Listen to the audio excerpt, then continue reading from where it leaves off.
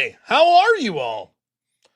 It's your host, Rob Noerr, with the show, Normal America with Rob Noerr. Man, is it great to be here. Monday night. Happy to be here. Got a show for you tonight. A lot of stuff going on behind the scenes. Had a busy day today. Wearing my shirt, my hat. Look at that. My merch guy tried to call. He was not in today. I think we had a pretty bad, well, I know we had pretty bad roads down that neck of the woods. So maybe that was why he wasn't in his office. I don't know. Nonetheless, got some things to announce as far as shows coming up. And, man, whose show is it? It's Rob Noerr's show. Happy to be here. So we're going to talk about things in the news today. Yes, isn't that crazy how that works? We will talk about things in the news.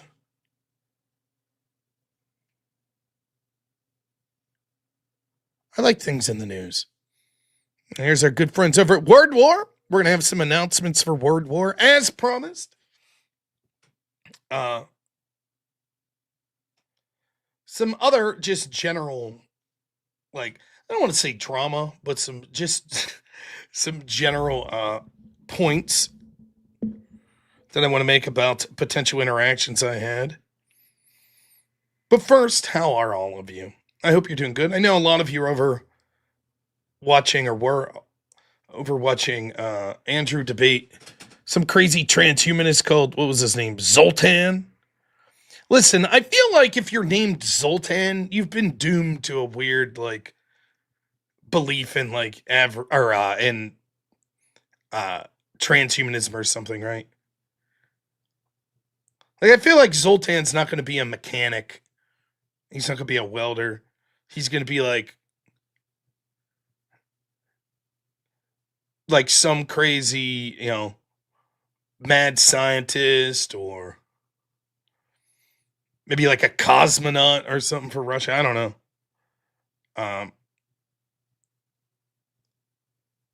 But yeah, I just, Zoltan was the dude. Yeah, well, the reason I know that, I think you're right. Zoltan was the guy from Dude, Where's My Car? Hal Sparks, lefty lunatic. And that's because his symbol was like the Z or something like that. And the one year the Pittsburgh Pirates were good, they would do the Z. He was the official presidential candidate of the Transhumanist Party. I looked into Zoltan a while ago. He's got some quite interesting beliefs. He believes that the logical progression of evolution through transhumanism is basically to become energy. So he believes that there are aliens, for example, that are more advanced than humans and that are beings of pure energy. They've sort of technologically and biologically evolved to the point where, like, bodies are no longer necessary for them. And I don't know if this came up in that debate, but I saw from his book where he suggests this, that humans within the next 100 years will have the technology and they will be on the precipice of destroying the world, right? So the world's about to be destroyed and we will be saved by beings of light, like these alien, all-knowing alien beings of light at the last minute.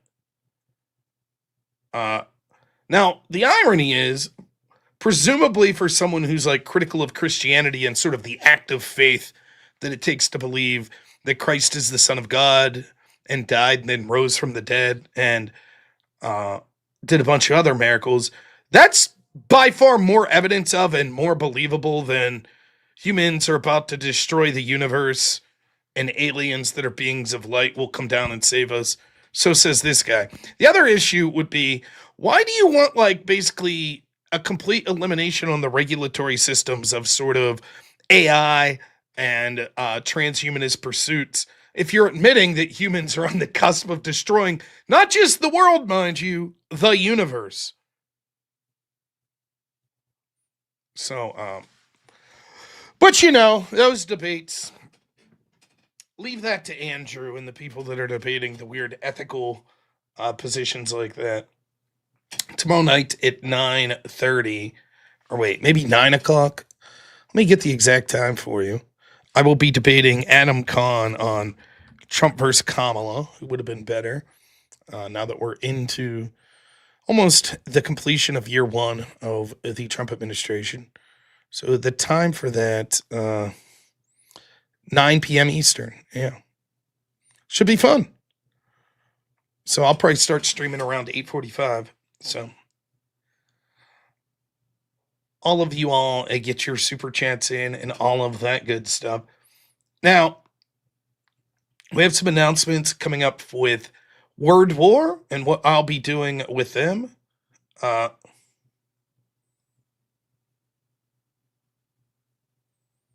So that'll be a fun announcement. We'll wait until more people are here to announce that. And yeah, some other things that I'd like to talk about, more news related. Yeah, so remember to be following WordWar over there on their social medias. The best place I think to follow them is X, because from there you'll be able to sort of get access to all the updates they have, and we'll look through some of that here later today. But I told everyone that I was going to have a meeting with them, and I did. I had a meeting with the team there today, so it went very well. And yes, I will still be participating, working with the fine folks over there at WordWar. So we'll talk a little about that coming up. But first, ooh, look at this. Let's go to the shaky cam. Watch this. Look at this guy. What's he doing?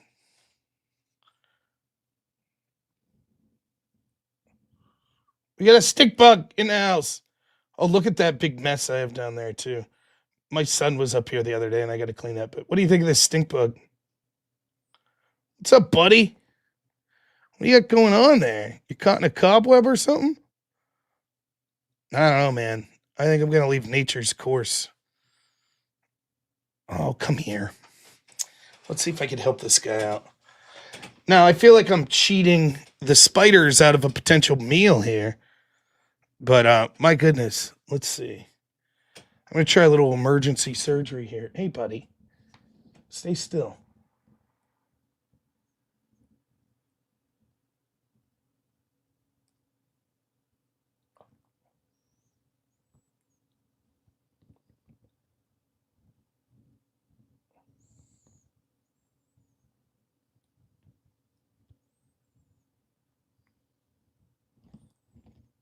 Almost got it. No, I'm not. Buddy, I almost got it. Wait. No! Hey, buddy. Got it. Look at that. That was the little cobweb that was on. He's free! He's taking off, man. Look at this guy. He's on the move. You can get a little. He's on the move. He's like, what the hell was that? Get out of here, bud. Go live your life. I did it. I saved the stink bug from the cobweb. I did my good deed. Yes! We saved him. No. I'm not wearing crucible jackets and scantily clothed or anything like that. Yeah, papers. You better have papers here. We're going to send the spiders from ice on them here. All right. We have a lot of actual news stories to cover today. Obviously, the Rob Reiner thing. We'll talk about that. Trump's comments. I also have some other stories to cover. However, let's talk the smallest amount of drama. It's not really drama. I don't know. So I'm very bad at checking my messages. I need to do better. And if I don't respond to you, I am sorry. Now that I'm cutting back on how much I'll be streaming the day show, I'll have more time. I promise. But I do feel bad. Now, I'm not going to show this or the person that it's from, and I wouldn't be surprised if the person that I got this message from is actually tuning in to the show today in some facet. Because I want to just give you a little. You get people that'll send you like death threats and things of that nature. That's like whatever. It's these ones that are even crazier to me. These sorts of posts. So I'm gonna not put this on screen. I'm gonna read to you some messages that I was just catching up on today, and I got this from the other day. I noticed it and sort of responded. And I'm gonna read a little slowly because there's a lot of words that'll violate TOS. Now, this is a person I'd never heard of, and I'm not going to say their name. My guess is they saw me debate Brian Shapiro, but I don't even know that they're a Brian Shapiro fan based on what they say here. But I'm going to read this. So this was from last Tuesday, December 9th. He says, pathetic debate, Rob. Your whataboutisms might work on Democrats, but an independent like me sees you for the clown that you are. Block me all you want, but it just shows you can't debate. Now, I don't know if this was someone in my chat that me or the moderators blocked, but the name I didn't recognize. Anyways, I didn't see that message. So 2 days later, responds, no response, ha ha ha, figures, none of you want to debate an independent because your game will be exposed. When you can't deflect to the other party, your arguments become meaningless, and both sides fail in debates against me because of that fact. We will run into each other someday, and you'll be forced to answer for the R-worded arguments you make and that you cannot answer and show how big of a coward and terrible debater you really are. So I saw this today at like 10 a.m. I was like, wow, who is this? Like, okay. So I responded. I said, who are you? So nobody that thinks I'm running from them, do you want to call in tonight? And this is the response. Are you going to do whataboutisms with me? I'm not a Democrat, and if you call me that, I'll gladly call you a PDF. So let's keep it honest. I just said, okay, never mind, loser. He says, see you, homophobic slur. I knew you were a coward. Ha ha. I said, all right, fine. You can call in. But if you break 2S one time, you'll be banned forever. He said, what words can I use? I said, figure it out. He says, okay, PDF, game on. I guarantee I hate Democrats more than you. I said, well, that would be one of the terms you can't use, which you know. I knew you would find a way out, you coward. He says, run. I said, it's a coward move. You don't want to debate, so you're violating TOS. You're fooling no one. Do you want to try one more time? He says, he respells the word your as the contraction because I misspelled it. He said, if you don't know the difference between your and you're not, are you capable of having a debate? This is basic shit. I said, final answer then? You going to try to not violate TOS or not? He says, sure. Will you adhere to my TOS and not call me a Democrat? Else I'll be forced to call you a PDF. I said, I'm not interested in your demands. He says, I simply talk to you guys the way you all talk to anyone Trump and you guys disagrees with, so call me a Democrat and I call you a PDF. Simple as that, Robbie. Now, you would be shocked at how many messages I get like that. Now, I'm willing to have someone be like, hey, you're a coward and blah, blah, blah. I want to debate you. That's fine. They call me fat and everything. You got to keep it within terms of service. So I bring it up for a little advice. If you're trying to debate me or anyone else, don't repeatedly violate terms of service in your communications before you get on to debate the person, because they're probably going to say, I'm not going to take a chance to bring you on my channel, whereas if you used unhinged language, you're going to get my channel in trouble. So I'm not going to do that. Now, I have no problem debating a centrist, and I've done it many times. No problem. But this random guy that's super aggro, it's like, yeah, I have no interest. I even gave him multiple opportunities. I don't mind the shit talking, but I was just like, hey, you got to abide by YouTube's terms of service. And it reminds me of when I had the situation where I did the Discord invasion and a bunch of people were yelling racial slurs and homophobic slurs because they knew it violates TOS for YouTube. And so I had to be like, hey, I got to go. And then, of course, it's like, well, Rob ran. Why would I run? I was smacking everyone in that debate. And then they started using these slurs. So, I mean, I don't know. I just got a chuckle out of that this morning. I was like, here we go. Like, I don't know why he couldn't have just been like, imagine if the interaction was like this. Rob, I think that a lot of your argumentation applies to both Republicans and Democrats, and you're used to debating Democrats as they're potentially worse than Republicans. But if you consider there's a third option, people like me that are independent can't really be attacked by saying the things that Democrats have done. So I'd love to debate you and see if you're able to defend your position of defending Republicans and Trump for someone who's not a Democrat. How much better do you think that would have went? And I would have said, when I read the message, I'd have said, oh yeah, when you want to come on, sure, I'd be happy to have you on.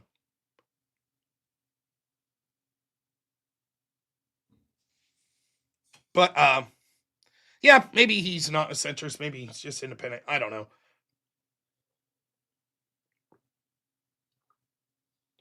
But I thought that was an amusing exchange.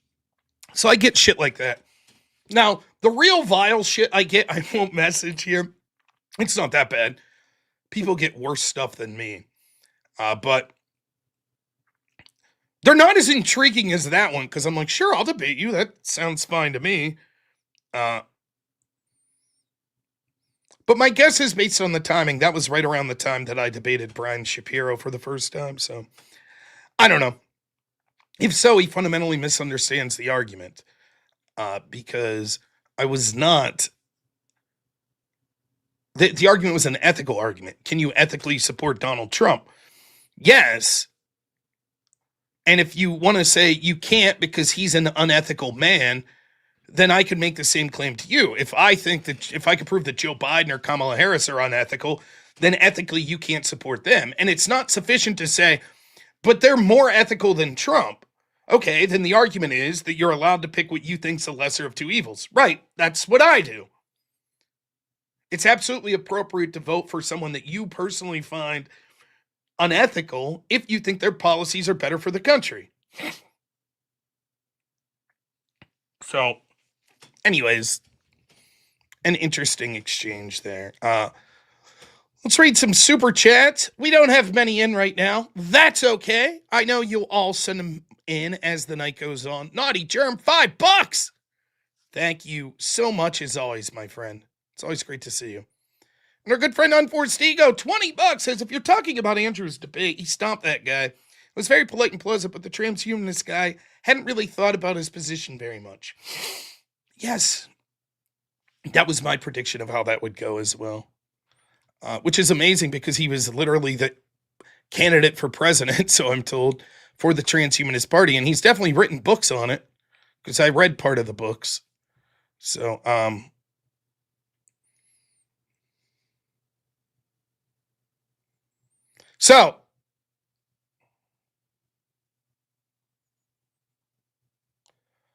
we got this Trump business to talk about.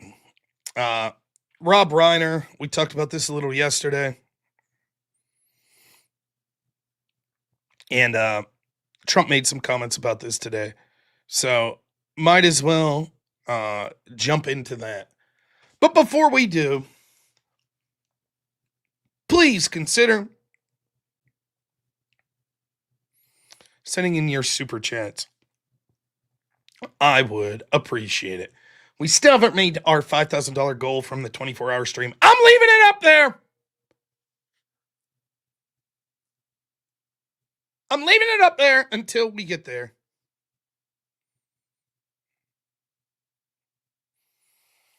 So, we begin the show. Rob Reiner, if you don't know, first, a little background, not that it's that necessary, but first thing I really knew Rob Reiner from was All in the Family, or if you don't know the name of that show, Archie Bunker, his show. And I believe, if I'm not mistaken, I know the character was Meathead. I believe that he was the son-in-law. I believe he was Archie's son-in-law He was either his son or his son-in-law. I'm pretty sure it was his son-in-law. And the gist of the show, really the heart of it was Archie Bunker was basically like curmudgeon-y old-timey white guy that's like, negative stereotypes of like, he don't like foreigners in his country and, he's conservative. And then Meathead is the hippie, sort of the hippie, hey, Vietnam era, like hipster, cool son-in-law guy. Right? Now, the show's definitely, it's one of these deals. Yeah, there we go. It's one of these deals. You see this in a lot of stuff today, in entertainment today, where they made the fundamental mistake of they didn't realize that the way they had set the show up, which was basically so that you, the audience, would identify with the son-in-law, who was Rob Reiner's character, you actually identified with Archie Bunker, or at least most people did. He was endearing. He was funny. He was correct. And it was sort of like Cartman in South Park, or there's tons of examples of this, where you actually identify with the character that they don't want, like in Starship Troopers, how the director wanted you to hate the humans, and everyone's like, yeah, space, the humans are awesome. That sort of stuff, where they make the villain the most relatable and interesting character, and so people identify with it.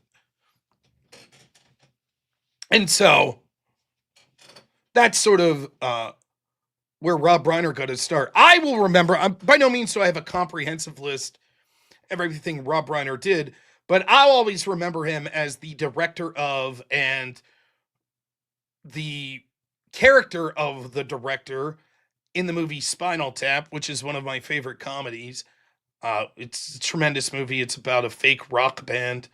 It's like a fake documentary about this rock band. It's very good. But tons of movies that he directed, and I thought pretty good work for a lot of the movies that he worked on. And he became sort of a stereotypical left-winger, like getting involved in politics. Think of like George Clooney. Like, this is a person who didn't just pontificate about politics, but it was actually involved in fundraisers and meetings. And Rob Reiner even went further than that, as we'll illustrate here. He was definitely someone who despised Trump. And he actually even, would you like to know more? He actually even helped fund one of the organizations that was trying to tie Trump to Russia. So, yes, I know Mike Benz talks about his connections to the intel agencies, etc. Now, all of this is to say, I really dislike Rob Reiner's politics, right? I didn't care for his politics. And as far as who he was as a human being, there are reasons to suspect that I would not have liked him as a person. There are reasons to suspect that, which we could show some of those later. Now, a lot of people aren't going to like my take on this, and you're going to say that I'm soft and I'm pearl clutching and this, that, and the other. Spoiler to see where I'm going to go with this. But I talked about this yesterday as this story was breaking as I started my show. If you haven't heard, Rob Reiner and his wife were murdered, it looks like, and the suspect in custody is his son. And they were murdered with a knife in a very gruesome fashion. The reports seem to suggest that he was at a Christmas party, Rob Reiner was, at Conan O'Brien's house over the weekend, and people witnessed him and his son having a fight, like a loud argument. And then, of course, within 24 hours, I guess, he was killed. So yesterday, as I'm streaming, it came out that Rob Reiner died. I hadn't heard it when I started the stream, and to be quite honest, I didn't know that what the circumstances were. I thought maybe he just passed away. When someone mentioned, I was like, oh yeah, a heart attack or something. And they're like, no, it looks like there were two bodies. That's always a good sign. I'm like, uh-oh. And yeah, then it got worse when you found out that maybe his son was involved.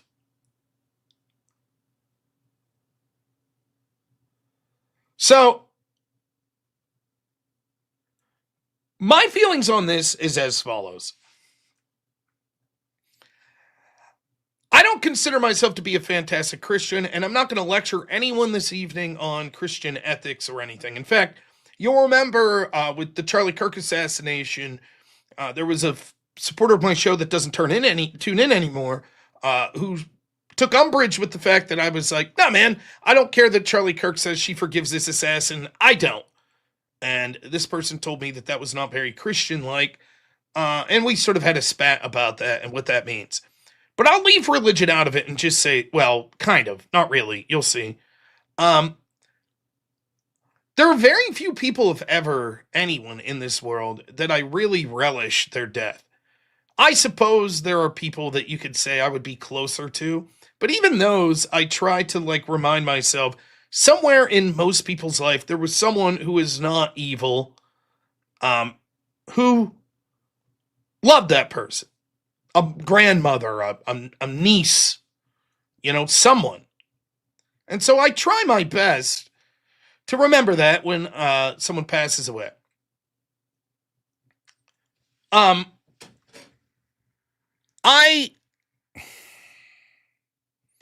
One second, I'm going to find some.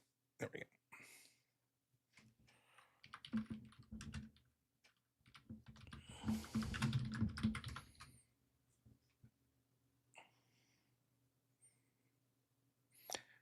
I think that it's tough, particularly when it's someone that's done some things that you don't like, or if it's someone that's personally aggrieved you.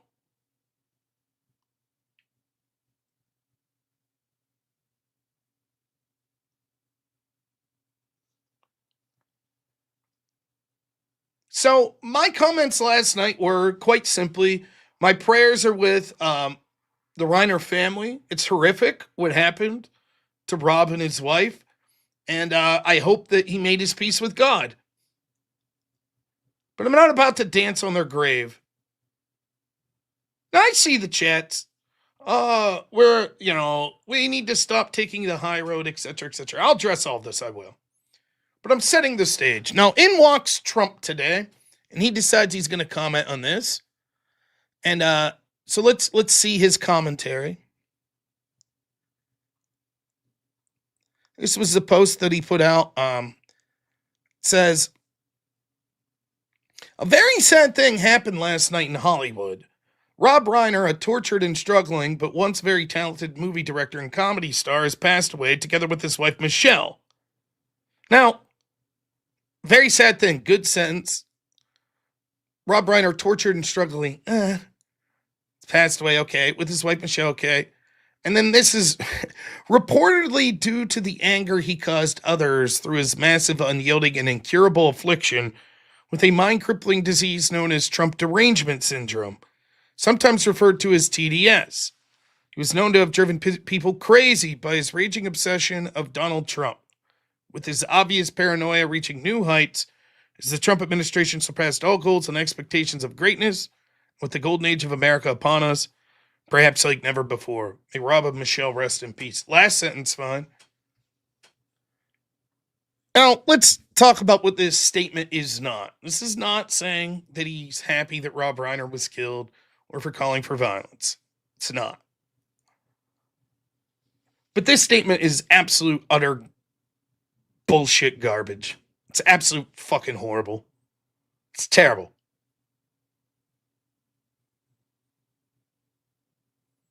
Just fucking stupid and selfish and dumb.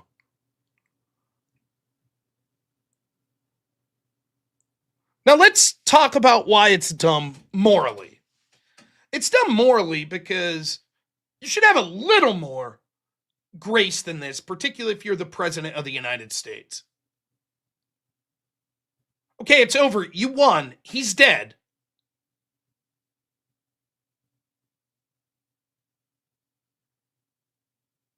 Doesn't matter if he lied. It's irrelevant. It's not the right tack to take. It's just not right. He sounds like an asshole, and not in a good way. If only Big Balls Trump here was this strong when he's talking about deporting illegals that are working on farms. Oh, then he's meek as a mouse. Oh, actually, a lot of these are good people and they're replacing them. If only he was this adamant when it came to the corrupt people in the FBI. If only he had this sort of tact when it came to neocons like Lindsey Graham. But no. He says it about a man who's just been murdered by his son.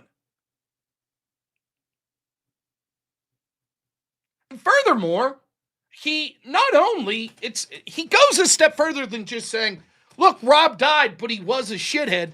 He tries to be like, well, Rob died, and the reason was because he hated me so much that caused his son to be crazy.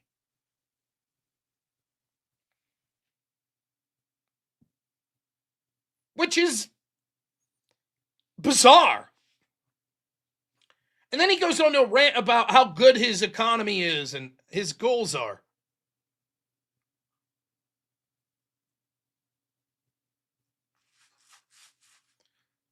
It comes across as petty and selfish and arrogant and beneath what should be the most powerful person in the United States, which is largely a figurehead, to be honest, but you get the point.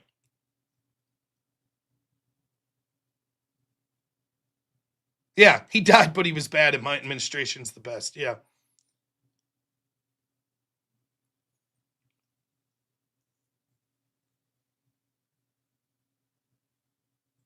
Now, I'm not going to be able to convince an awful lot of you, and we will talk about the left and all of that good stuff. We will talk about them coming up. But this is not the right thing to do. This is terrible.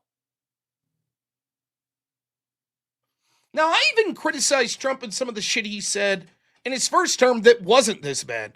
For example, like, he would just say dumb shit like this. He'd be like, Arnold Schwarzenegger took over The Apprentice after me, and it had very low ratings. It was garbage. It's like, hey, man, you're the president. Like, you won, man. You're bigger than Arnold.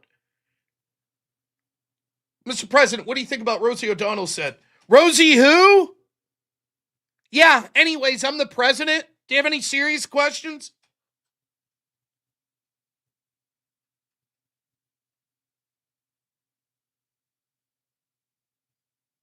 Oh, the Steelers are winning, huh?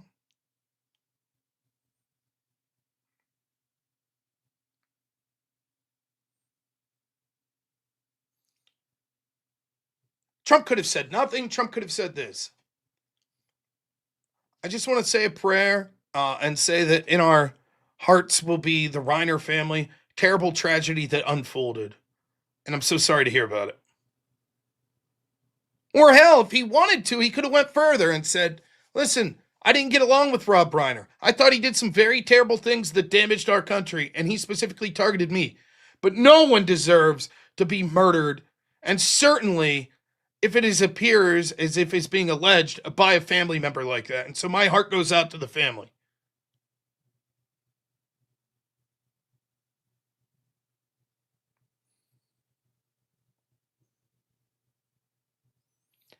This isn't difficult. Even if he hated Rob Reiner and wanted to say this, he shouldn't have. And that brings me to the second point.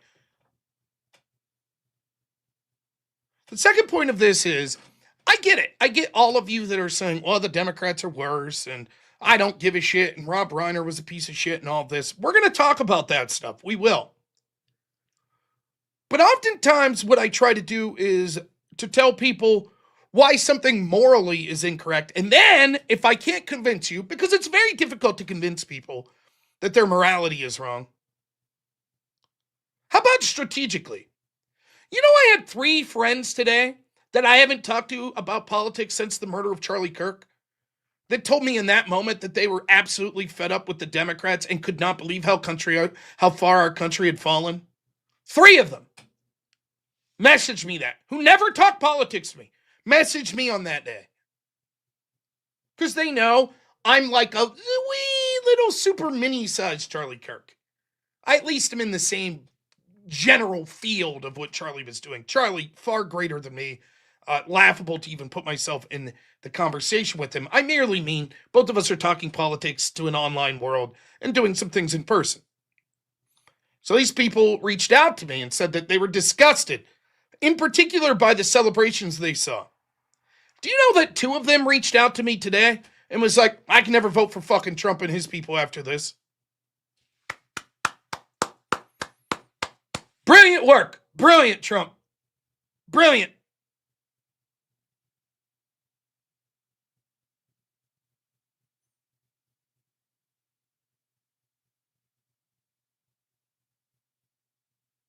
But ask them how they felt about the left and Charlie. I just told you they reached out to me and said they were appalled by it.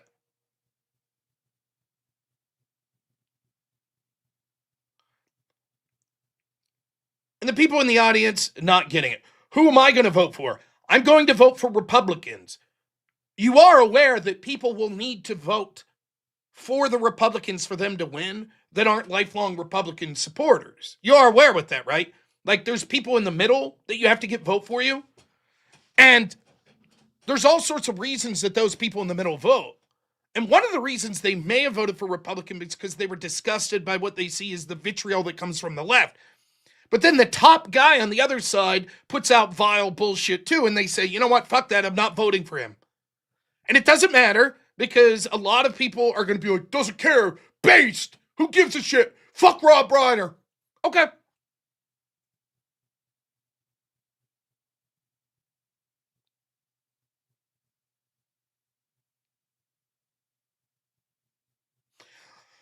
Maybe they won't vote for either. Maybe they'll say, what's fresher on my mind is Trump saying this, so now I'm going back with the Democrats. Maybe they'll say, well, as bad as the random Democrats were that were saying this shit, the president is the top person for the Republicans, so the rot starts at the top, and so therefore I will not vote for any Republican. Maybe that's what they'll do.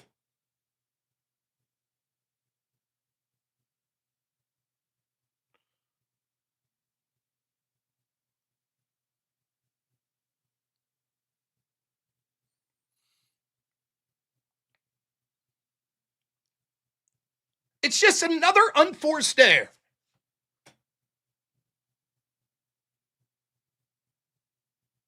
Why would you say this? And again, I know this is good Trump, bad Trump. Trump's instincts are phenomenal for many, many issues. For example, Trump's instincts were to talk about the border. All the Republican strategists told him he was wrong. He was absolutely right. Trump says an awful lot of things that he ends up being right about, that other people are like, nope. And so his unfiltered nature is both a boon to him, something that's beneficial, but also detrimental.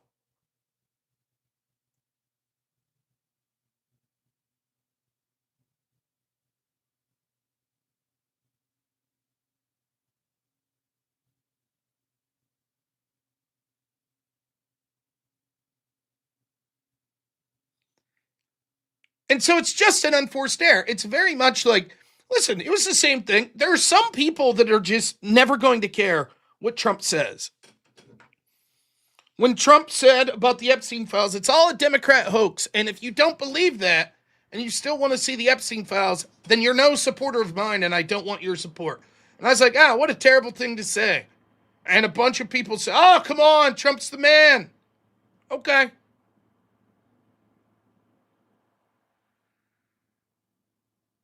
Doesn't matter if they would accept an apology. He should have made the statement in the first place. Then no apology would be necessary. He could also have done stuff to smooth this over without an apology.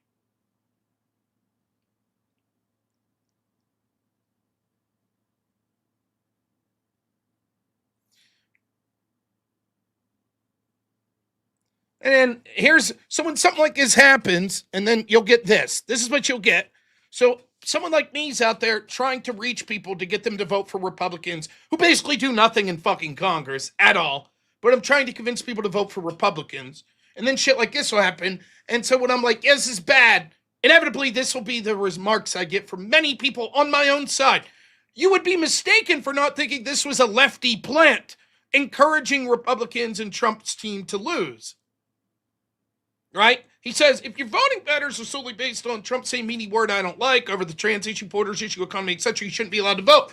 Which further makes those people say, oh, okay, fuck you. You view me with contempt, then I will vote for the other side. Well done. Well done. Well done.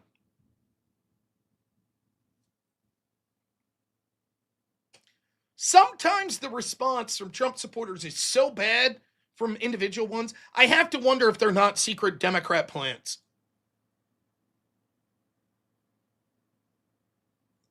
The truth is, the economy isn't doing so hot. It's doing much better now than it was under Joe Biden. A lot of people are going to vote based on that issue.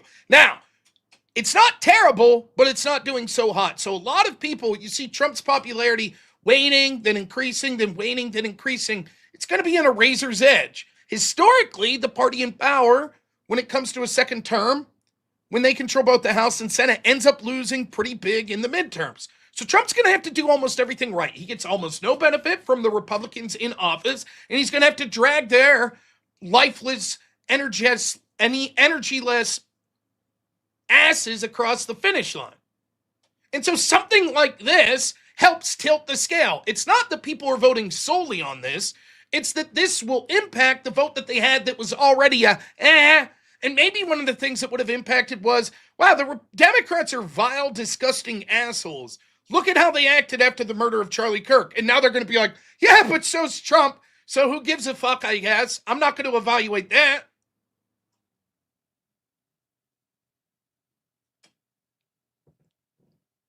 And then we have this comment.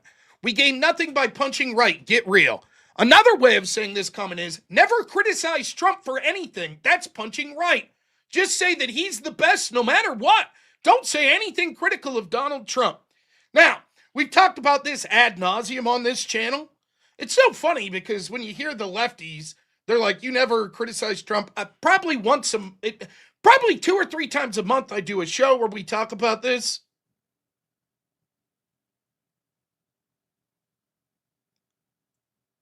That constantly this happens. No, having legitimate criticisms of Trump is good, not bad.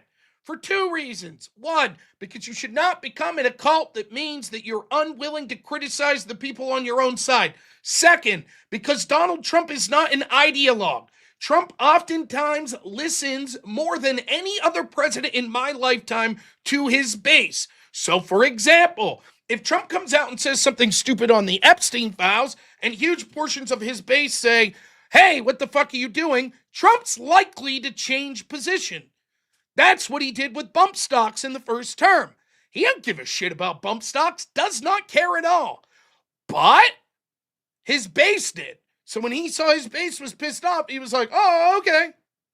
And yet still, after seeing that, there are people that still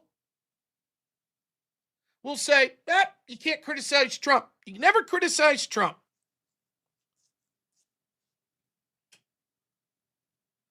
Oh, Crucible Raid. Thank you guys so much. We're talking about Trump's commentary on Rob Reiner and how I'm not a fan, both morally or strategically.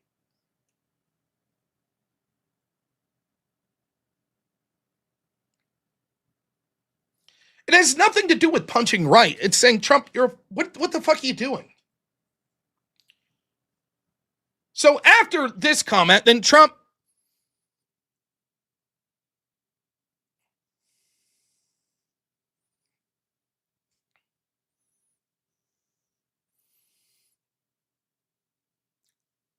has another comment. Where's this at?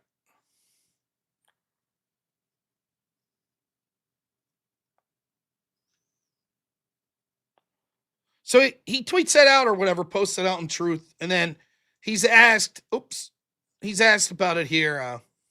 A number of Republicans have denounced your statement on Truth Social after the murder of Rob Reiner. Do you stand by that post? Well, I wasn't a fan of his at all. He was a deranged person as far as Trump is concerned. He said he knew it was false. In fact, it's the exact opposite, that I was a friend of Russia, controlled by Russia. You know, it was the Russia hoax. He was one of the people behind it.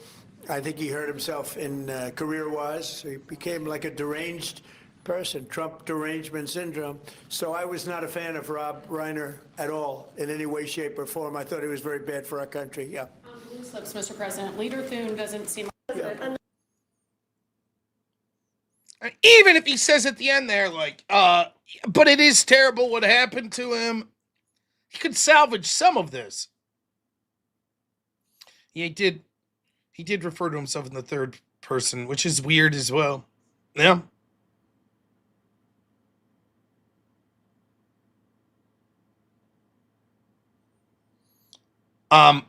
It's terrible. And again, I know there are huge portions of the audience that are like, I don't give a fuck. Fuck Rob Reiner. Based. That's fine. I don't agree with you. I think that in the moment of a death like that, the magnanimous thing to say is like, it's a horrible tragedy. My prayers go out to the family.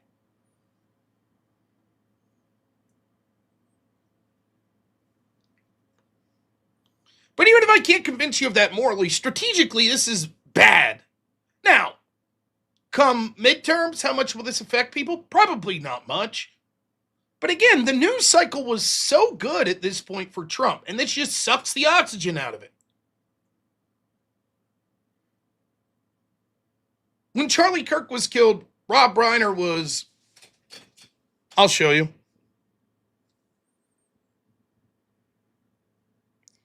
Well, before I do, you want to see how you should behave when someone you don't like, when you're the president of the United States and someone that you don't particularly care for dies, let alone is murdered by their son along with their wife. You want to see how you should act? Let me show you how a good president behaves. You ready? Here's how a good president behaves when someone that was politically against them dies.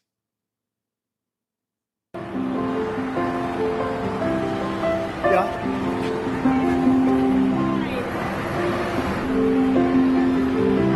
She just died? Wow. I didn't know that. I just, you're telling me now for the first time. She led an amazing life. What else can you say? She was an amazing woman. Whether you agreed or not, she was an amazing woman who led an amazing life. I'm actually sad to hear that. I am sad to hear that. Thank you very much. What happened to that guy? Now that's a viral moment. It's before Trump got shot. Well, we'll talk about that as well. And what did that response get him? Certainly looked good in a lot of people's eyes.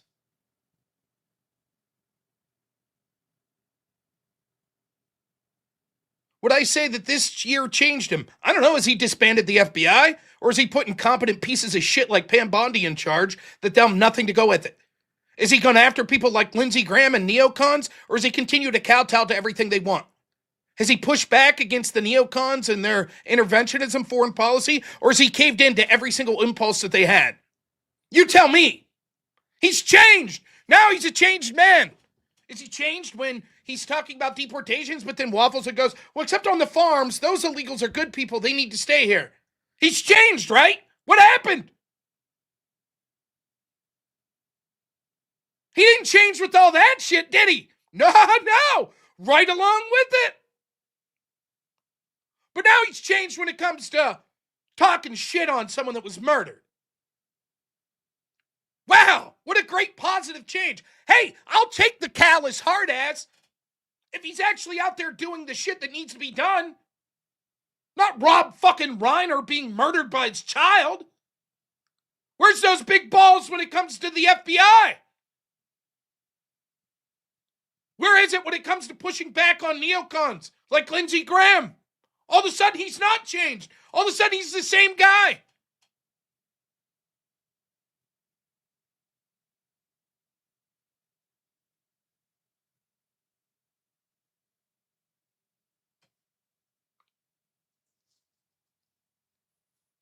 He's changed. How? Give me evidence that he's changed other than talking shit. Someone show me the evidence that he's changed other than these comments on Rob Reiner. Go ahead. How many times have I done a show here saying, does Trump not understand the stakes? They're going to throw him and his fucking family in prison the rest of their lives. And he's not doing anything. He's allowing incompetent people like Pam Bondi to fuck up over and over.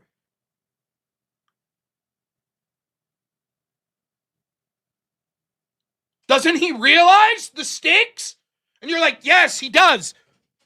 Against Rob Reiner, who was murdered by his child. He understands the stakes there. The man's a changed man. Now he's a fighter against Rob Reiner.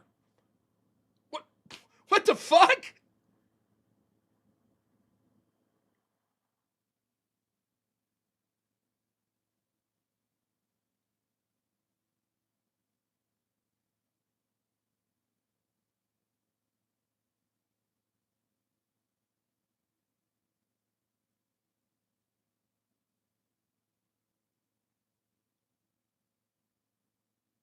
Trump's polling was going up. It was dipping up. Now you'll probably see it start to go down. There was a bunch of shit in the news cycle that was a bad look for Democrats. Assassination of National Guard people, terror attacks in places like Australia. This attack in Brown University, it appears that the target of that might have been a conservative. We see violence springing up from the left all over the place. Economic data coming in that's positive for Trump. And he fucks himself over by not having one shred of magnanimity. Smalley fraud in Maine.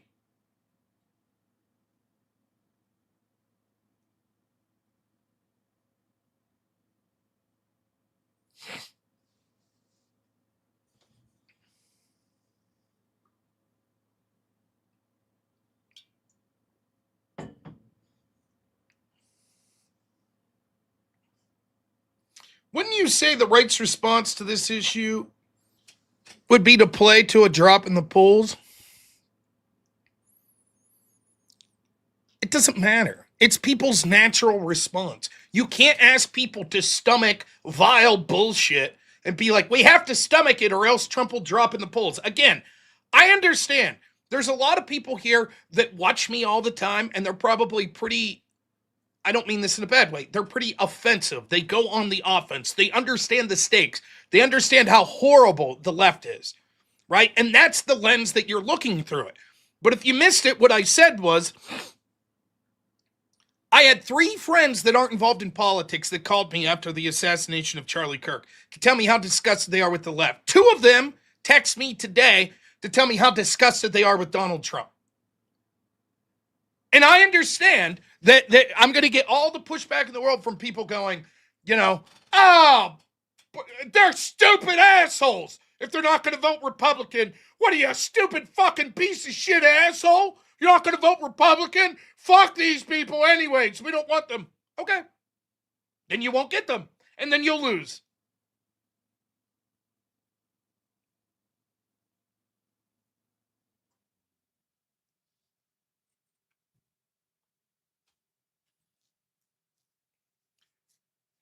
Who cares about people who eternally hate Trump? Except the ones I'm talking about don't.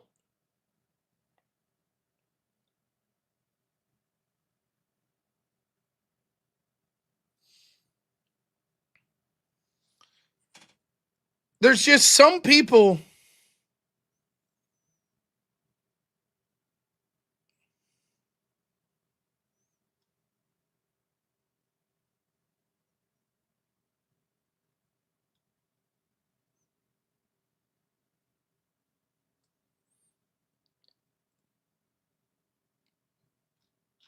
that are going to support anything Trump says.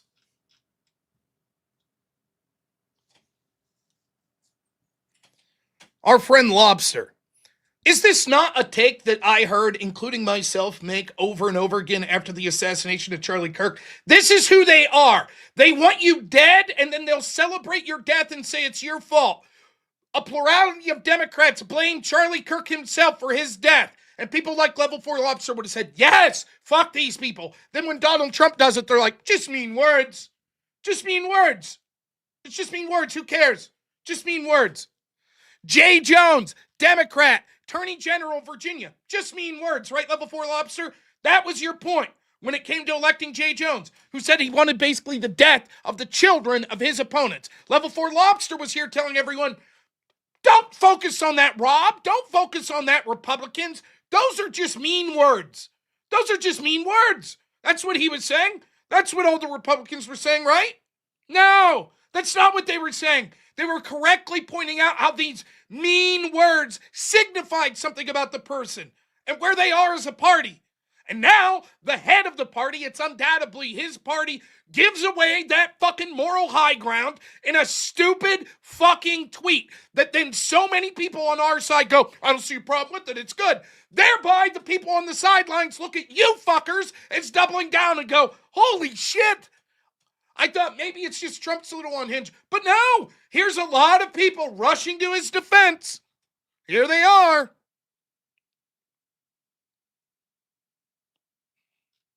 Here they are.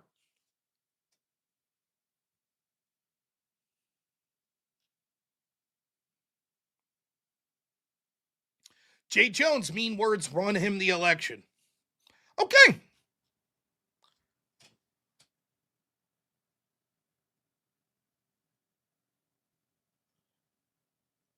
There you have it. Trump should just come out and vow to kill all of his opponents. Then he'll win in a landslide, right?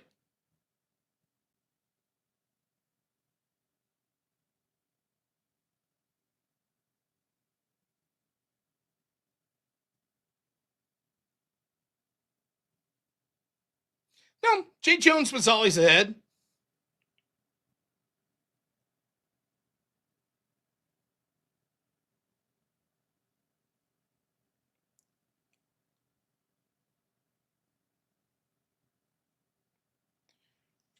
Trump supporters, so many Trump supporters and Republicans will never understand this.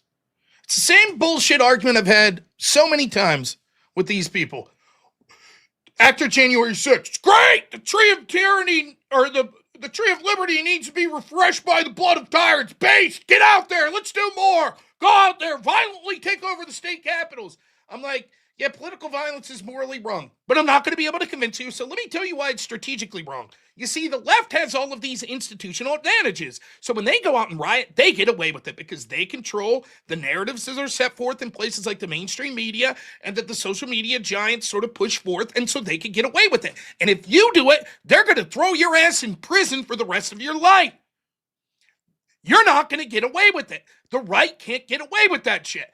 When it comes to celebrating the death of your opponents, yes, the left will be able to get away with it far more than the right, though they're getting away with it less. People are waking up and starting to see how disgusting and vile it was. It was a unique opportunity that had Republicans capitalized on it, they could have actually made some hay with how violent and disgusting the lefties would be. But the Republicans decided to be feckless as usual, including the Trump administration, and basically allowed the assassination of Charlie Kirk to get out of the news cycle and Jimmy Kimmel to be made the real victim of the story. Do you think the Democrats are going to make the same mistake? That they're not going to push this ad nauseum against Trump? And yet, over and over, Trump supporters, they assume that everyone is as right-wing as them are going to say, good, based, great. Everyone's going to vote for Trump anyway, so what's it matter? Trump's going to win 48 states. Trump will do everything that he wants. And then, when the losses come, they'll say, people are fucking stupid. We didn't want their votes anyways. No eye whatsoever for politics.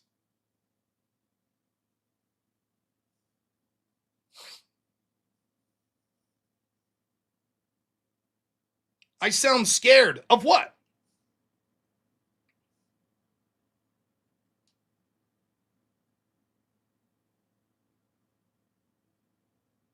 What do I sound scared of?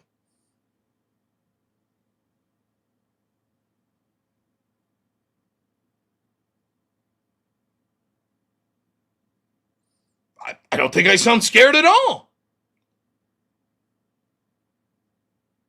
I think I sound like someone who sees the president making a fool of himself with his rhetoric and why it's immoral and unstrategic. That's what I sound like. And I'm talking with a bunch of people that it frustrates me who come from my side that want to say we're perfectly fine with this because Trump could do no wrong. It's based.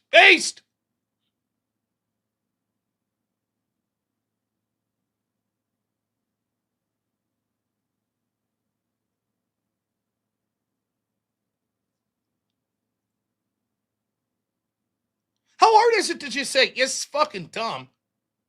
I don't know what he was thinking. Oh shit. I think my stink bug friend got captured up by a spider. Oh shit.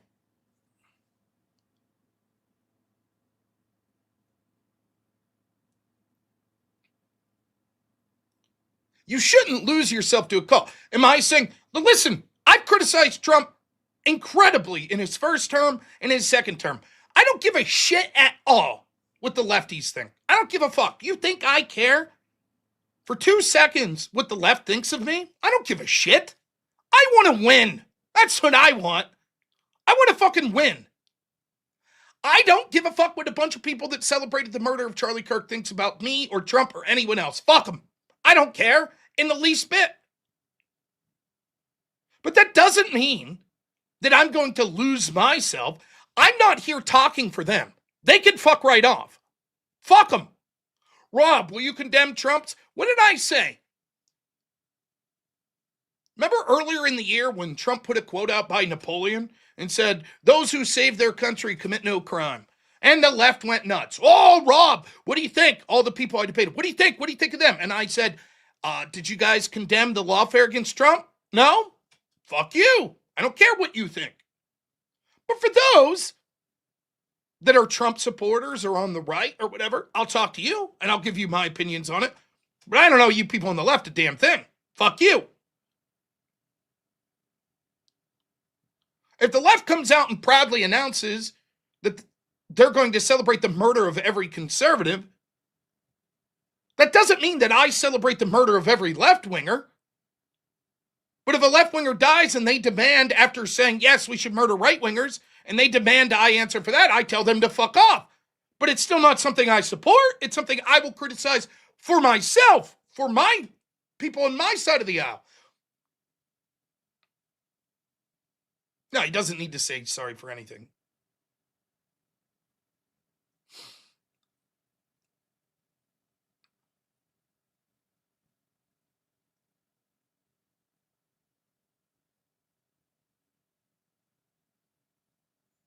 I'm acting like we all have to agree on every single thing. It's okay to disagree, Rob. Of course! Who says I kind of look like Rob? Maybe that's why I'm flipping out. Truth be told, I am actually Rob Reiner's cousin. No, I'm just kidding. You don't have to agree. But the narrative here seems to be like, well, you shouldn't criticize Trump. That's the opposite. That's always agreeing.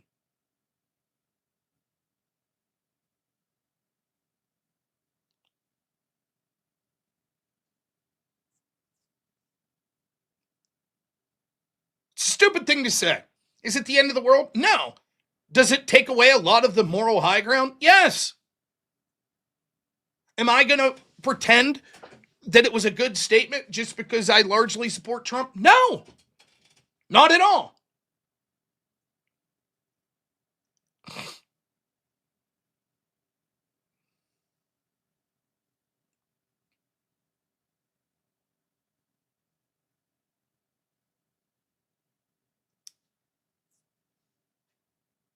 You could certainly say it was regrettable. That's fine. Now, the difference between me and so many people on the left is they won't say this shit. They won't. They won't criticize their own side. But that's not what it's about.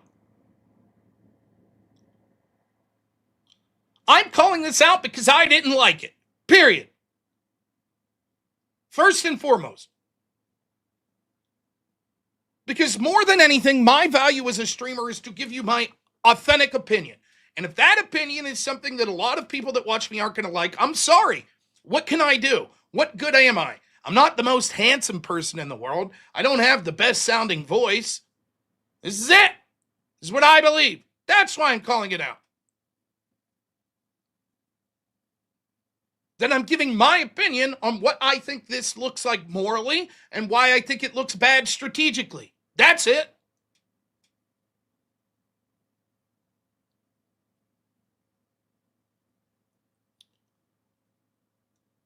Now, we're going to read super chats, and then we'll get to the shit that you guys like more. And that is, where does this rank in the scale of all the vile shit we heard Democrats say? Please consider getting your super chats, and we'll try to get to the goal of $5,000 collectively over my 24-hour stream and more. In bed, not inbred. $10 says, St. Rob, take my money. Posters aren't selling. Oh, nice shirt. Zach Galpy, $20 says, the statement's totally BS. The president shouldn't go in the dirt for no reasons. Plus, it distracts on meaningful policies he says he wants to push for. Plus, it just gives additional ammo to his enemies. Correct. Marky Mark, $2. I agree completely on your assessment of the statement. Thank you. Clan Tank Gaming, $5 says, I saw a Facebook post about this. I think people think Trump is a Christian president. He's center-right at best. I totally disagree with this post. Postal Joe gives 10 memberships. Thank you.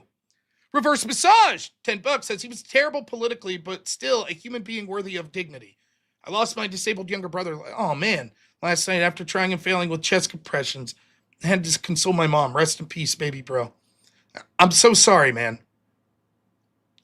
I'm so sorry, man. I have a lot of people with disabilities that are very close to me, and it's got to be tough. So I am sorry, man, and I'll be praying for you and your family. I'm sorry. C. Diff, $5. If you're upset about comments with Charlie Kirk, you should be upset about these comments. I don't see a difference between his comments. Big Al. Average Redhead gifts a sub. Thank you so much for that. Clan Tank Gaming, $5 says, Rob, Repubs are being pew-pewed down left and right while being made fun of on social media. It's not Christian to just take this. We are doomed. Well, there's one thing to fight back. It's another thing to, like, again, it's not even, like, what is the strategic value of this? There's so many ways to fight back. Like, Trump could have had a task force. Trump could have announced, we're investigating every Democrat to see any ties they have to radical left-wing organizations. I'm going to direct my FBI to release every detail we can about Thomas, what's his name? Thomas Crown, the guy that tried to assassinate him, the guy that tried to assassinate him on the golf course. Tyler Robinson, everything that we could do. We're going to release more information on violent lefties all over the place. Those are ways to fight back.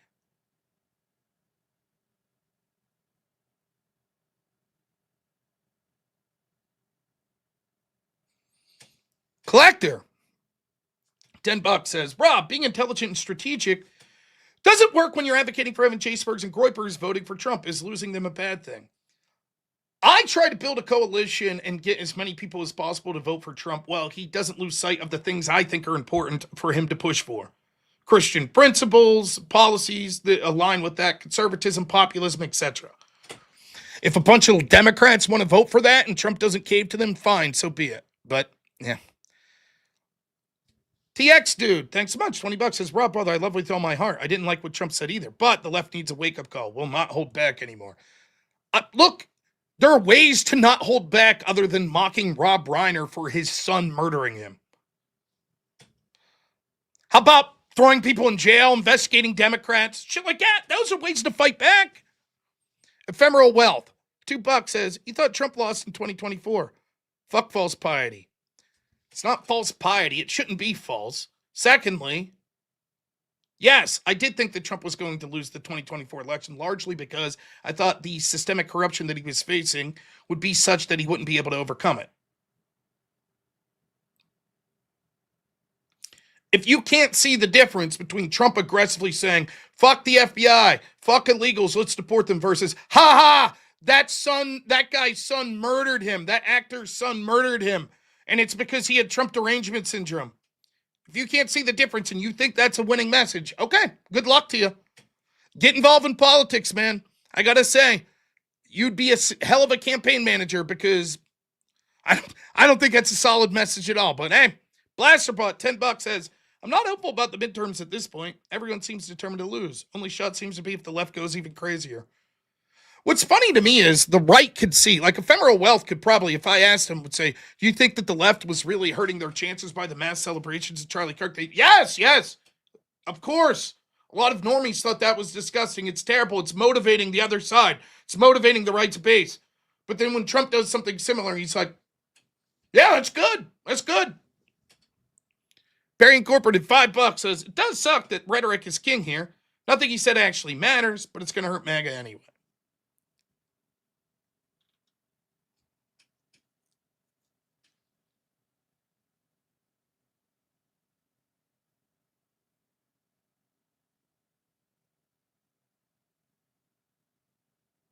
Trump should have just said, I'm glad to hear they kept it all in the family. I mean, at least if you're going to fucking insult the guy, make it a funny pun, right?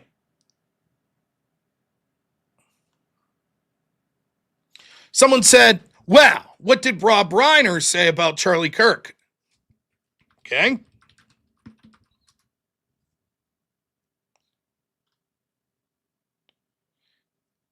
Here's Rob Reiner's comments on Piers Morgan after Charlie Kirk was killed. When you first heard about the murder of Charlie Kirk, what was your immediate gut reaction to it? Well, horror, absolute horror. And I unfortunately saw the video of it, and it's beyond belief what happened to him, and that should never happen to anybody. I don't care what your political beliefs are. That's not acceptable. That's not a solution to solving problems. And I felt like what his wife said at the service, that the memorial they had, was exactly right. And totally, I believe, I'm Jewish, but I believe in the teachings of Jesus, and I believe in doing to others, and I believe in forgiveness. And what she said to me was beautiful, and absolutely, she forgave his assassin, and I think that is admirable. Now, instantly, I see all the comments. Oh, no, fake piety and blah, blah, blah. People said, what did he say after Charlie Kirk was killed? Yeah, maybe he really wanted Charlie Kirk killed. He at least had the good sense to not come right out and say it.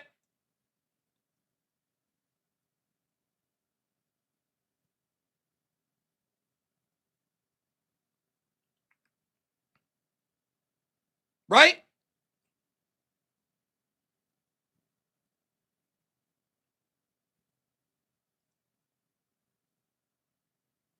Why couldn't Trump have the same good sense? It's a shame. This is never expected. I didn't get along with Rob Reiner. Thought he did a lot of damage to this country. But my goodness, what a horrific event. My prayers go out to his family.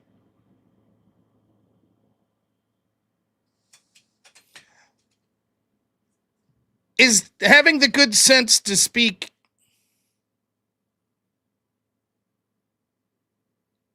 nicely what we need? No, we need someone to disband the FBI, but Trump's too cowardly to do that. We need someone to push back on neocons like Lindsey Graham, but Trump's too cowardly to do that. We need someone to stop funding all foreign wars, but Trump's too cowardly to do that. We need someone to aggressively come out against the intel communities, but Trump's too cowardly to do that. We need someone to say every single illegal in this country needs to be deported, but Trump's too cowardly to do that.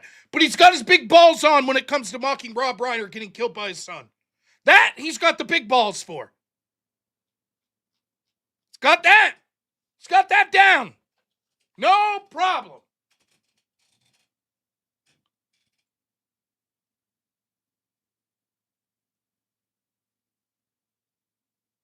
You want to be the fucking big man? Fuck you, FBI. Fuck you, every illegal. Fuck you, Democrats. We'll investigate all of you. And fuck you, Rob Reiner. I might not like that last statement, and I would say I don't like that, but at least you have a cause to have there. It's like, well, he's hyper-aggressive. He's pissed off. He lived through 2 assassination attempts. They're trying to throw him in jail forever. He don't got time for this shit anymore, okay?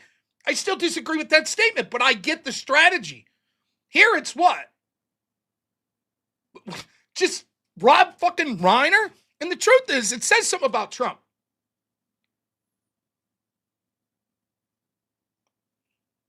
Here's the deal. Here's what this says about Trump.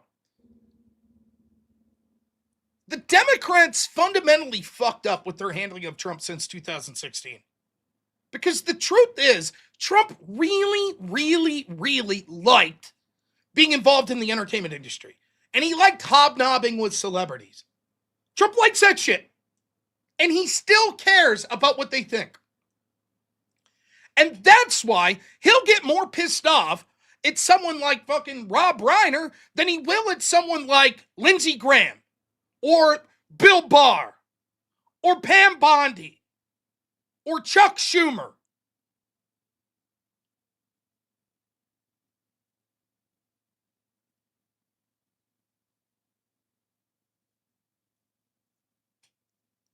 I want you all to tell me right here, the ones that are like sort of at least kind of defending Trump's statement, objectively, who was worse for humanity, in your opinion, Rob Reiner or Ruth Bader Ginsburg?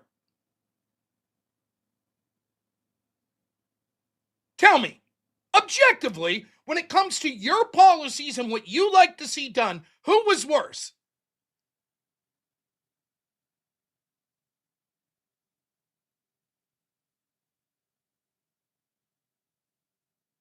We got one vote for Rob Reiner. Almost everyone says Ruth easily.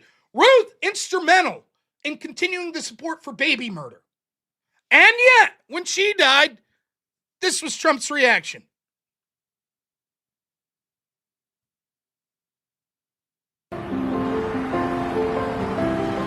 Yeah.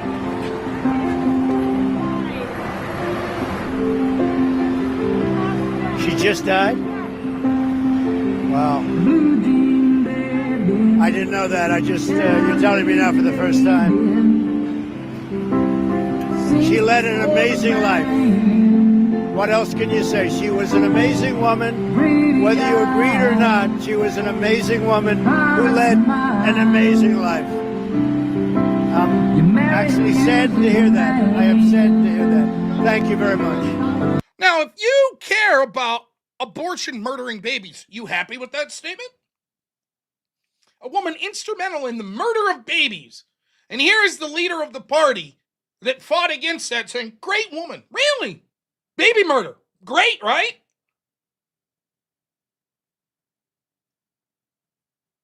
And yet, I'll bet most of the people here saying, we need strong voices like this. Trump needs to be strong. I bet you didn't say shit all about being upset about Trump making that statement and it showing weakness when he did.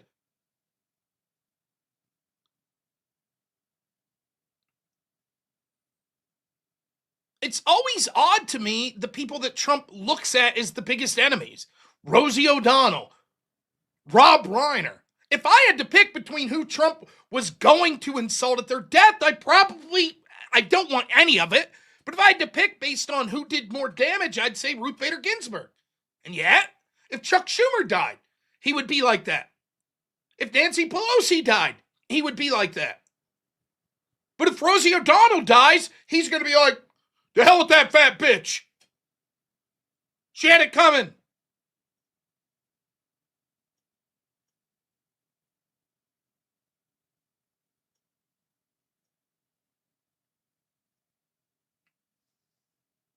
Being caught off guard in that moment is what makes it even more sincere, because he's just saying what comes to him off the cuff.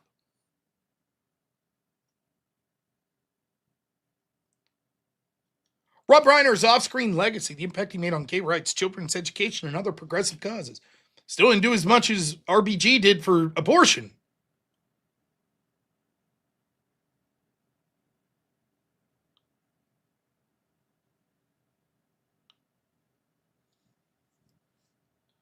Maybe that's why I'm so pissed. He just hates fat people.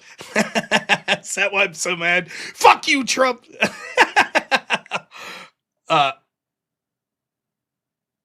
So I think that he really takes the entertainment industry, and it's like, I would just like to talk to Trump and be like, Trump, these people are fucking nothing, man. They're being exposed in real time. Literally, the people in the entertainment industry have never been less fucking meaningful when it comes to sort of our cultural discourse in my lifetime. Random people that stream online are getting more views than some of these Hollywood celebrities.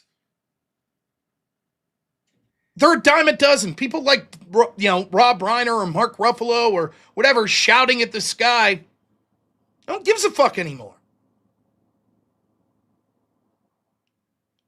Let it go, Trump. Fuck these people. There's real people to be angry at with real power.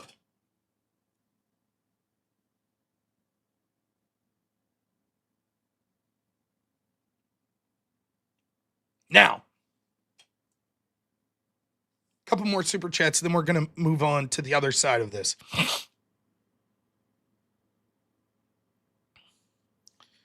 Manus, thanks so much for the $10. Says, do you think the president should be held to a higher standard than the blanket term Dems?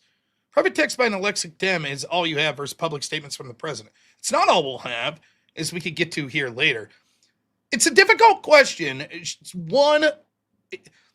If you said who should be held to the highest standard, arguably a president, it's not even a good way to look at it. Let's look at it this way. Is the president's rhetoric more impactful than pretty much anyone else? Yes. Should they be held to a higher standard? Well, then what? Like, for example, should the president be held to a higher standard than a clergyman? Than a doctor? I guess it depends on what's being said. Like, in general, let's say someone didn't die and the president's like, yeah, fuck that asshole right there. Should he be held to a higher standard than that than, say, a doctor who's about to operate on that person? Probably not. But I get what you're saying. The problem is, if it was just one Dem, then yes, you might have a point. But that's not the issue, as we'll get to more here in a second. Clan Tank Gaming, thanks so much, $5. Says, last chat, if the left, if unified, no matter what, their messaging is undivided. Or do they make fun of us or mock our deaths? We are not unified. It's true. It's easy when you forgo all principles for your message. I'm unwilling to do that. John, $10 says, if Trump's ridicule of Rob Reiner's murder goes too far, what's an appropriate amount of ridicule to have for the downfall of people who spend their days mocking us and our cause?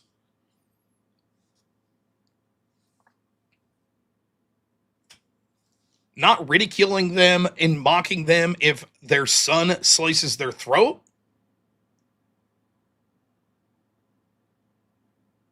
How about aggressively going after them until their downfall and then saying, fine, now you're no longer significant to me?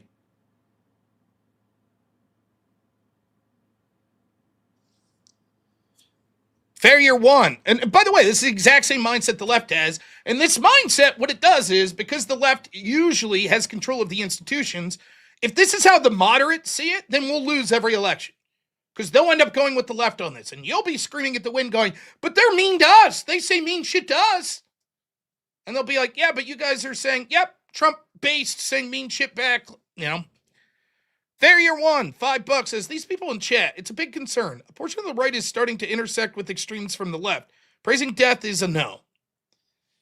Mr. B, $10 says, Taco's right. Trump always chickens out. Huge balls when it comes to mocking the dead, but zero when it comes to Irina or the Brown University shooting. Barry Incorporated, $5 says, all would need to do to avoid a backlash is to say one time, but he didn't deserve this. He had his chance to clarify today. Now it would be too late. TX dude, $20 says, Rob, bro, you got me. You're right, man. Ruth Bader Ginsburg's worse. Yeah.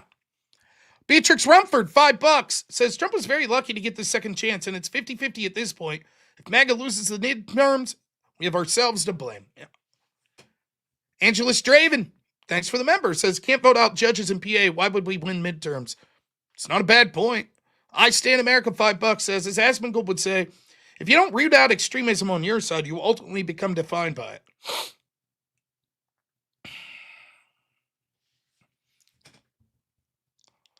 So to finalize the point, despite what else I'll say here tonight, I don't like morally what Trump said. I think it's fucking terrible. And I think it's a bad idea strategically. That's my honest opinion. I don't say that for anyone on the left. Anyone on the left that's tuning in to see what Rob said about this, go fuck yourselves. I don't care what you think of me. Fuck you. I'm not saying this because I want you to think, oh, Rob's reasonable. Fuck you. I despise you. If you're murdered by your children, I won't celebrate your death.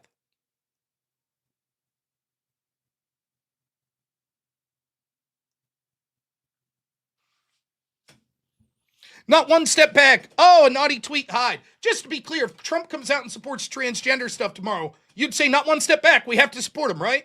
Because you're in a cult. And you won't be able to criticize anything that your cult leader says, correct? That's what you're saying, right? That's what you're saying. Oh, you can't criticize Trump for this because not one step back. So you're saying we should never criticize Trump for anything, right? That's what you'll say. Just to be clear, right? That's what you're saying. Whatever Daddy Trump tells you to do, you'll do 100%. Daddy Trump decides not to get rid of Bill Barr in the first term. You say not one step back. Yes, trust the plan. Don't get rid of Bill Barr. Right? It has nothing to do with not one step back. Not one step back also means pushing aggressively to make sure we get political and cultural wins. If someone says something that doesn't advance those political or cultural issues in any way, shape, or form, but detriments trying to get serious victories on those, it's not taking a step back to say, that was bad. We shouldn't do that. Tell me, when people come on Jay-sperging, do you say we have to listen to them because not one step back? Is that what you say? Secret Chief, thanks so much. $5. Says Rob, you're right, as usual. Thank you. Intel Wild, $2 as in Rob we trust. Thank you.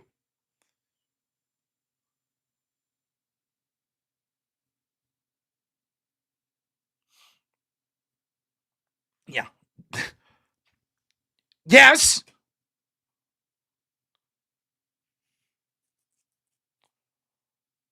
All right.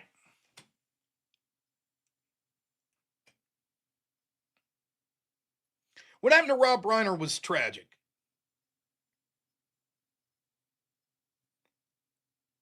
I can't think of anything worse than having your life and the life of the woman you love, presumably, he was married, be taken by his own child. I allegedly, that's true. I don't think Trump will apologize. I think Trump will eventually clarify, but he's not going to apologize. And he shouldn't apologize, to be honest. That's a bad idea.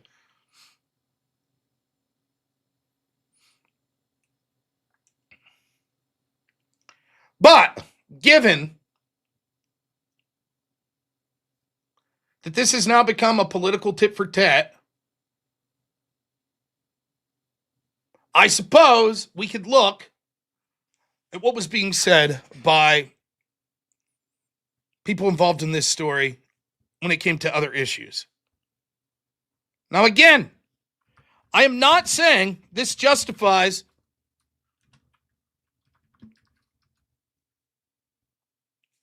wanting to celebrate, etc., the death of Rob Reiner. And I saw an awful lot of lefties saying what he said after Charlie Kirk was respectable. And it was, even if you don't believe he meant it. Still said the right thing.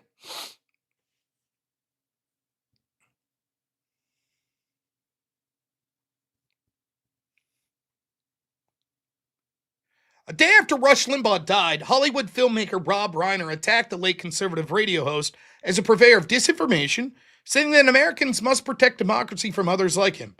Reiner launched his social media attack on the late Limbaugh by calling him a liar, warning that other conservative media personalities are trying to deny climate change. To protect our democracy, we must remain vigilant in calling out their lies, starting with climate change.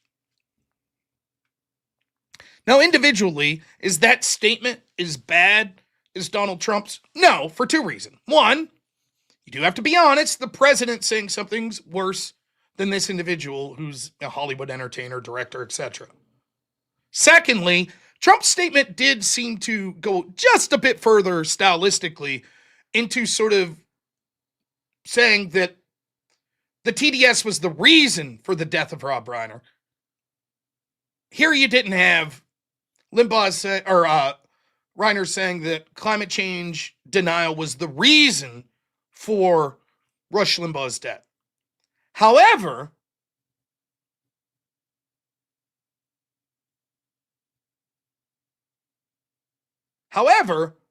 the premise is still very similar, which is someone dies And you're like, well, fuck them. They were a bad person.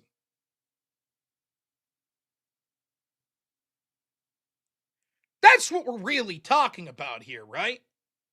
What we're talking about is someone died and people were like, well, I don't give a shit.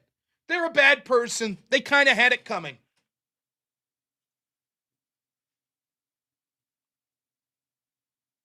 Wrong. Go ahead then. What's the criticism, Oakland of Organic? I'm willing to hear. Apples and bowling balls. Of course, they're not exactly the same.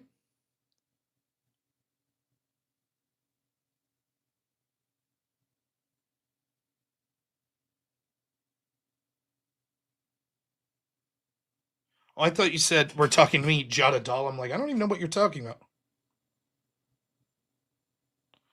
What we're talking about is Reiner dying with too much TDS debt in his contract. I don't know what the fuck you're talking about. I don't think anyone's talking about that other than you. What I'm talking about,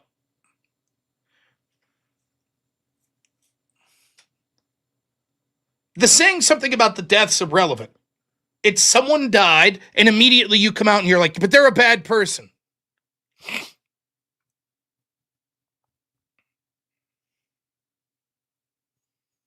Do you think that Rob Reiner just happened to talk about Rush Limbaugh the day after his death, and it wasn't in reference to his death? Is that what you think?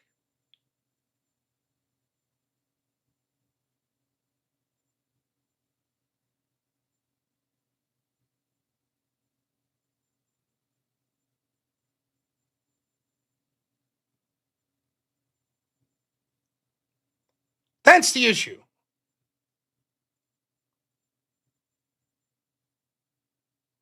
And the truth is, almost to a T, when Charlie Kirk was assassinated, almost every single Democrat said, yeah, but he was a fascist. Yeah, but he was a racist.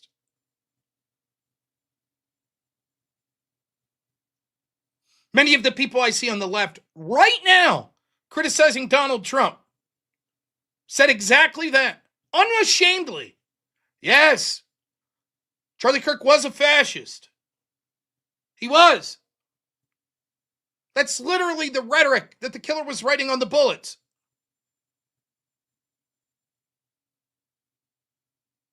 That's what they said.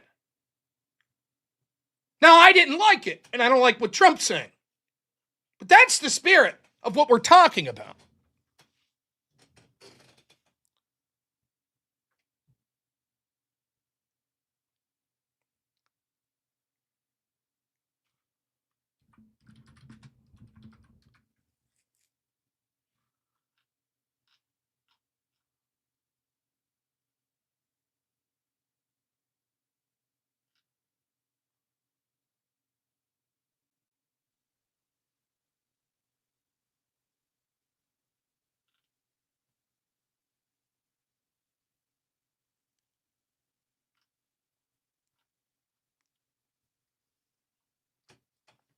Barack Obama once went to a funeral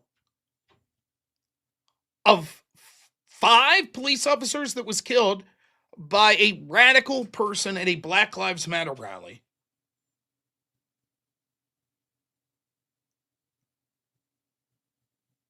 And at the funeral, started to lecture how cops need to do better when it comes to sort of interracial policing.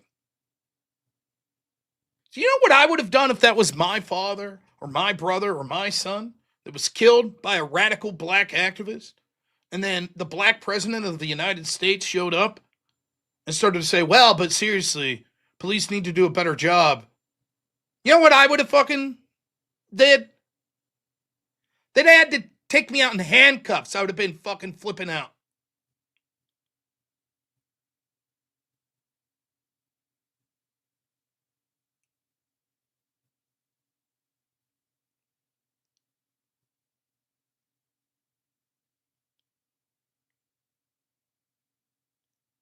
Almost to a T. The mainstream media, the Democratic politicians said Charlie Kirk, hateful. They blamed Donald Trump, said he was hateful for his own assassination attempt. Literally, I pointed this out yesterday.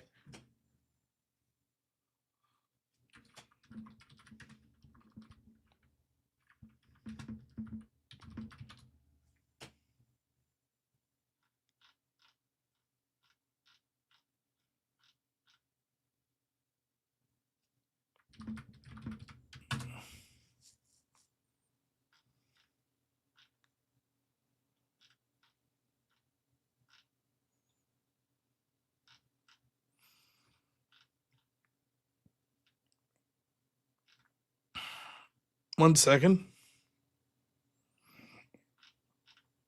See if I can find them.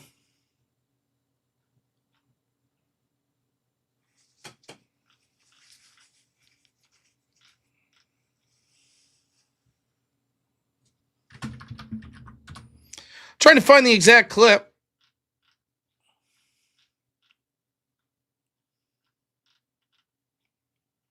Can I save this? Hopefully I bookmarked it.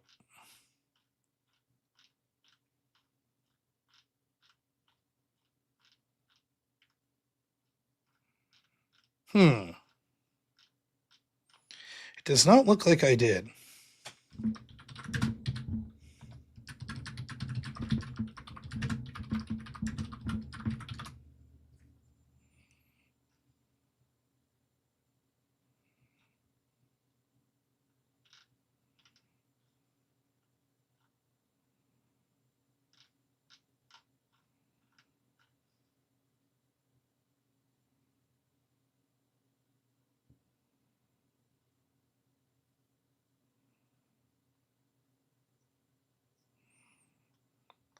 Here is Joe Biden immediately after our whole country was nearly torn apart. A political assassination.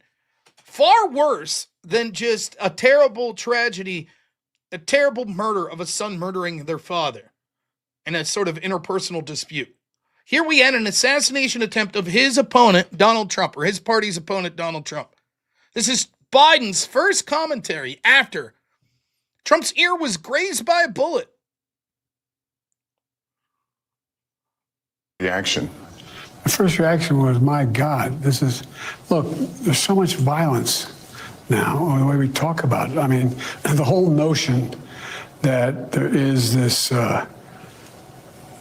there's no place at all for violence in politics in America. None. Zero. And we've reached a point where it's become too commonplace, not assassinations, but to talk about it. For example, the January 6th, the attack on the Capitol. Lester, I got in this race early on in 2020 for the 2020 race. I wasn't going to run again because I lost my son. I didn't feel, and until I watched what happened in Charlottesville, Virginia. Those folks coming out of the woods with torches, carrying swastikas, singing the same Nazi bile, was accompanied by the Ku Klux Klan, and a young woman was killed. And I was a bystander. And the then president was asked, what do you think? He said, they're very fine people on both sides. Not fine people on both sides. No excuse. Zero. Now, while political violence was riled up to the point where there was an assassination attempt against Trump, which almost took him out, which did kill someone. Then we saw a follow-up assassination attempt against Trump. Then we see an assassination of Charlie Kirk. After the initial attack, one of the biggest lines that we heard from Democrats, just like almost every time that a conservative or Republican attacked is, but it's their rhetoric that leads to it. But they're bad people, but they say bad shit. That's what the President of the United States did. After a political attempt, repeated a hoax that people, if they believed it, would possibly say it was so significant that they would use violence against Trump.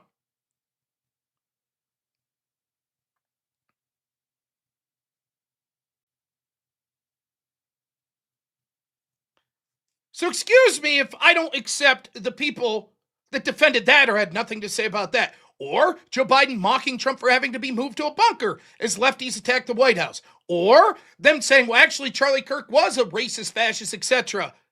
after he was killed. And the idea, see, here's the people in the chat that were, oh, Rob, yay, good for calling out Trump. See, that was literally better than Trump. Ha, ha, ha. See, funny games. Biden did good to basically blame Trump and spread the fine people hoax again immediately after an assassination attempt of Trump. Do you see? That's the left. That's who the left is. That's who so many of them clutching their pearls today are. That's why I say, I don't give a fuck what they think of me.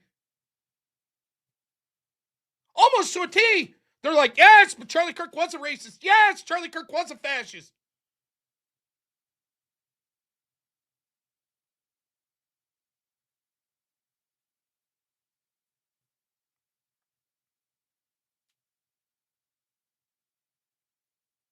And here you have it. And start the calls of whataboutism. There you have it.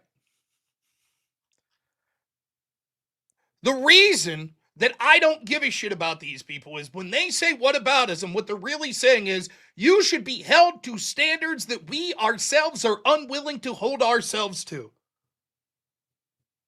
Fuck them. I do not give a fuck what these people think.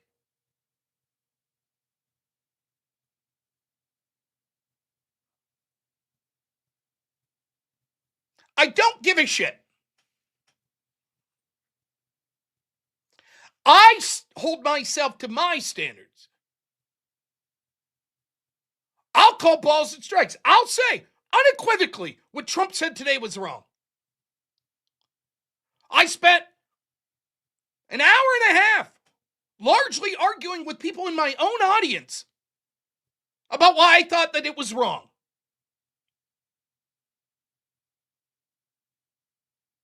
And the moment I move on to but listen, a lot of these people that are screaming the loudest today, they couldn't wait to celebrate Charlie Kirk's death or to say he was a bigot or to say he was a fascist.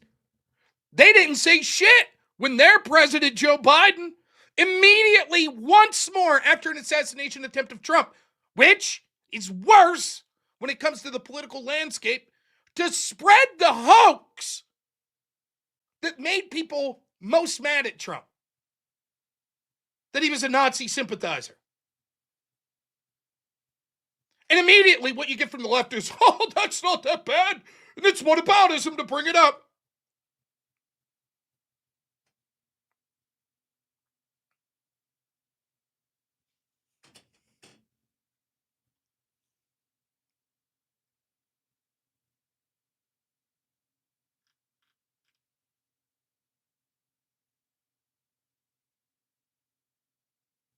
I can fight against the left without having to mock Rob Reiner for being killed and his wife for being killed by their son. I'm capable of doing that. I don't need to do that in order to beat the left. I don't see the advantage to doing that. In fact, I only see detriment. And I see that me being something that I don't want to be, to try to say that that's something good that we should celebrate.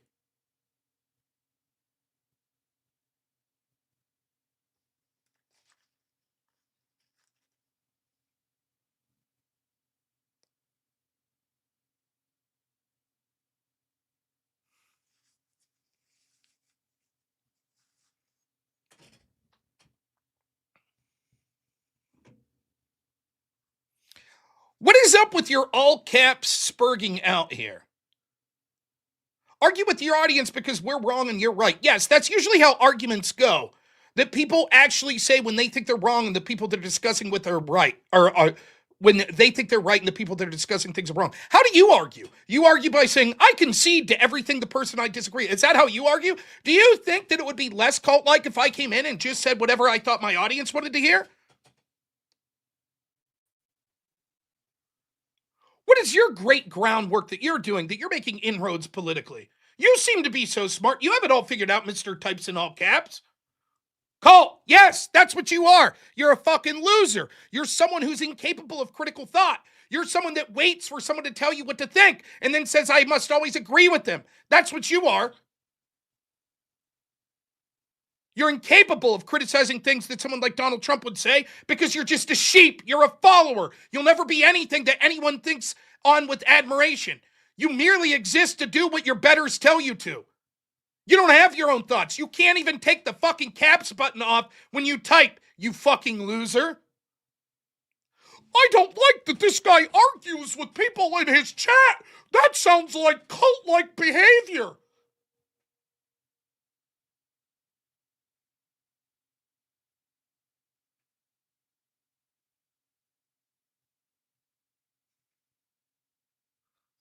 But I digress.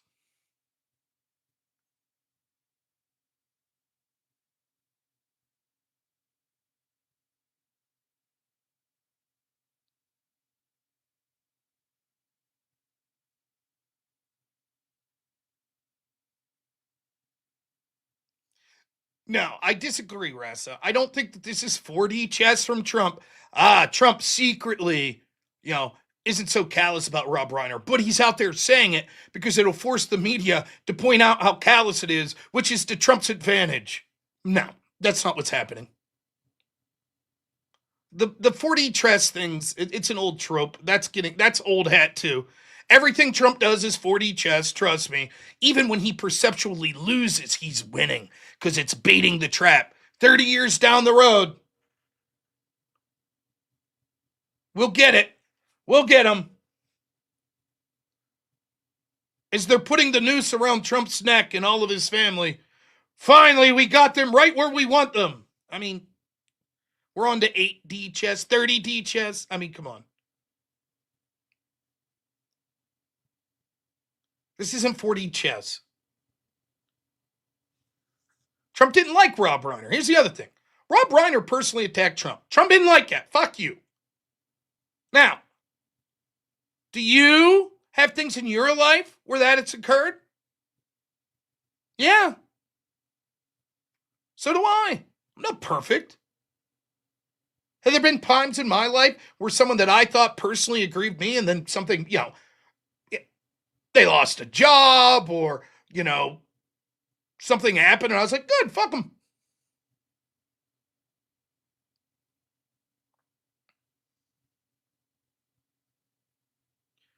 I'll tell you a story.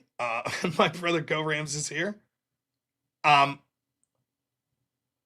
purchased this house. It's a long story. I'll try to make this quick. I purchased this house that was a big fixer-upper for like $6,000. It was a mess. It didn't have a bathroom in it. Floor was all ripped up. There was water damage.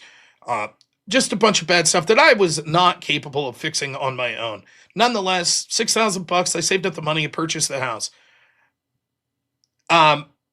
Eventually, I decided, I thought I might be moving, so I sold the house to someone who was going to pay me $9,000. Now, I had said, listen, you could pay me in installments. I forget what it was, $400 a month or whatever.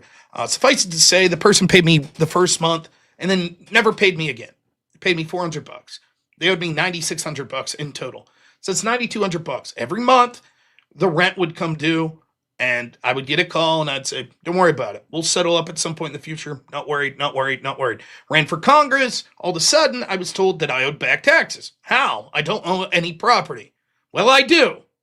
Because this guy never took the paperwork that we had notarized to the courthouse to put the property in his name. So unbeknownst to me, for like 2 years, when he didn't pay me for the house, the taxes were coming to the house in my name, and he wasn't paying them, which was then a knock on my credit. And when I was running for Congress, it looked like I'm a deadbeat that doesn't pay my taxes. So I went and talked to the guy and was like, hey man, like, what's the deal? Can you go to the courthouse and take that paperwork? Put the house in your name. Yeah.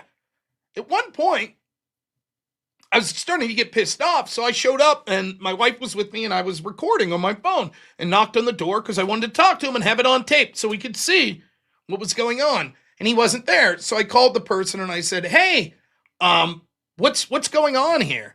And he said, I'm at the courthouse right now. I'm filing the paperwork right now. I'm literally here. I said, oh, okay. So I got off the phone with him and I told my wife, and my wife goes, call the courthouse. Okay. I call the courthouse. I say, hey, my name's robnoerr. Is so-and-so there? We had some paperwork filled out that he's going to be putting this particular property out of my name and into his. And they said, no, he's not here. And I was like, he's not there. Was he there earlier today? They said, no. So I get off the phone and I call him back up. I say, I just called the courthouse and they said you're not there. And he said, yeah, I lied. And I was like, but why? I don't know. And I was like, I don't understand. What are you doing? And he announced to me that he was never going to pay me. I'm never paying you your money. I'll never work a job. You can't put a lien on my property. I couldn't believe it. I couldn't imagine being nicer to this guy. He was like, he owed me $9,200. I never even asked one time for it. I just let him keep rolling it over. Wasn't important to me. Okay? So then I had to go to the magistrate, had to explain the situation to the magistrate. won the court case. He didn't show up to the court case, won the case in the magistrate. Then I had to hire a constable for a couple $100 to put an eviction notice. Then he had 30 days to respond to the eviction notice. The day that I paid the constable the 200 something bucks, the guy went to the courthouse and filed the paperwork just to cost me an extra 200 bucks. When I went to a lawyer to put a lien on the house, the lawyer told me, did you know that you didn't just sell this house to that person? You also sold it to their son. Or that he put it in his son's name as well. I said, okay. He's like, but your contract for payments was only through the gentleman. I said, yeah. He goes, then you can't put a lien on the property because the half owner of the property doesn't owe you money. So that was it. I never got another dime. Robbed me of $9,200. Nothing I could do. Now I could put a lien on his wages. He refused to work. He owned no property. So to put a lien on his wages would have cost me another $400 or $500, which would have been throwing good money after bed.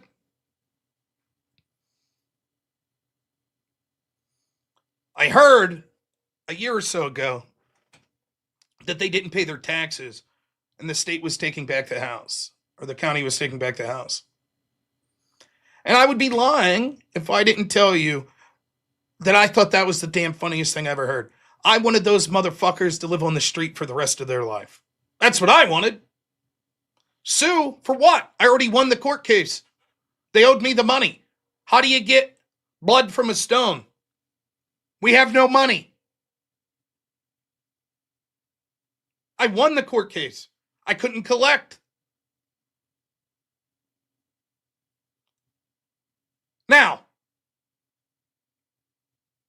that's probably not the best impulse in the world to have. And I don't know if in that moment these people would have died. Let's say they died in a car wreck. I don't know. I'd like to think that I'd be a bigger person and say, fuck those people, but that sucks. But maybe not. Especially then, when it was closer to the incident. I may have been like, good, fuck them. I hope it was painful. Fuck them. I don't know. I hope I wouldn't have, but I may have. That's human nature. I get it.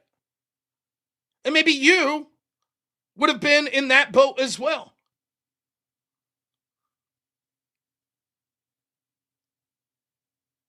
Maybe you've been in a situation where someone personally agrees with you and you're like, I don't give a fuck. Fuck them. I don't care. And that's human nature. I get it. So from Trump's perspective, this isn't someone that in the abstract criticized Trump's policies. This is someone that Trump took it personally. Someone who basically helped fund an organization tying Trump to Russia, spreading the Russia collusion hoax. And Trump's like, fuck him. He's dead. I don't give a fuck. He was bad.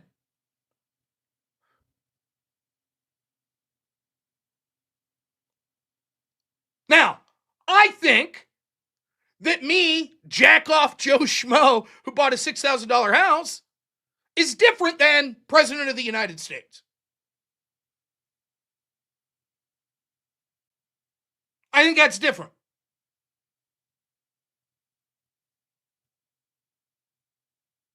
I think that I don't like the president coming out in this moment saying that. That's my personal feelings. And I've made that quite clear. But I understand.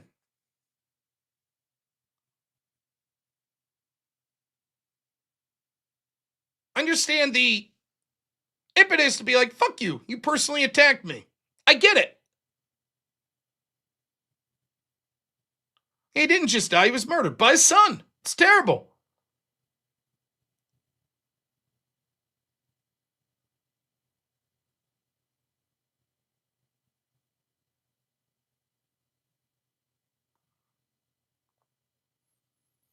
Unequivocally against what Trump said.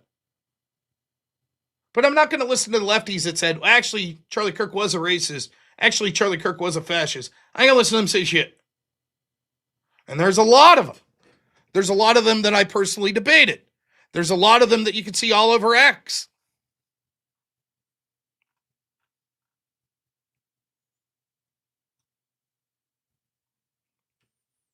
I already showed you Joe Biden and some of the shit he said. Kamala Harris. Oh, I'm sorry. Protect Kamala Harris. This account. 113,000 followers. The hatred spewed towards Rob Reiner right now when he's likely dead is beyond repulsive. Rest in peace to Rush Limbaugh. May he take the racism, bigotry, sexism, and hatred wherever he's going and away from here.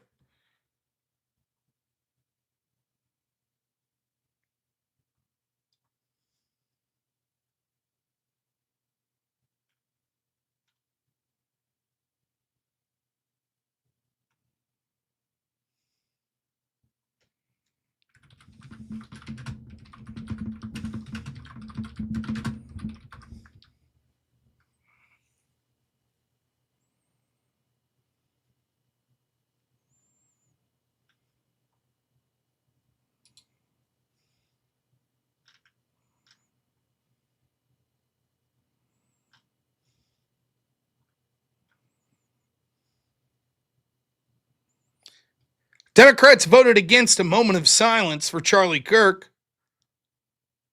Here was that moment. So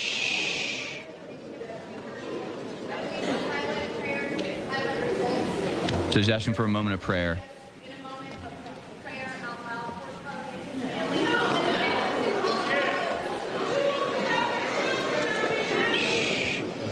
So they say no. Let's wait a minute. Wait a minute. The House will be in order. The House will be in order. Shh.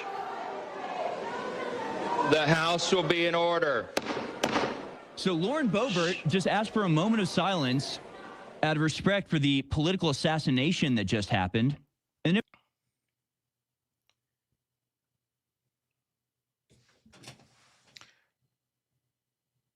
do I give a shit what those people think about Trump's comment on Rob Reiner? No, not at all. Fuck them. Do not care what they think.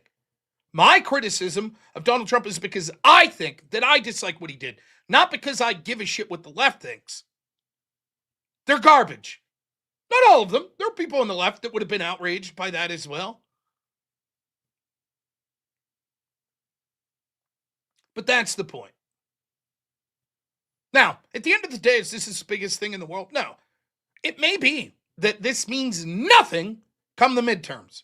In fact, it's probably likely.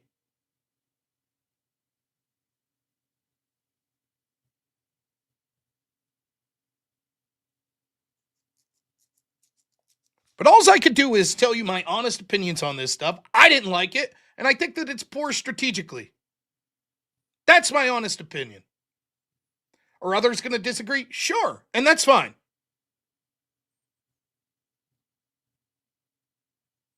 Rob Reiner directly called Trump a racist. Okay? A lot of people called me a racist. Do you think I would celebrate if their own family member slits their throat? No, I wouldn't.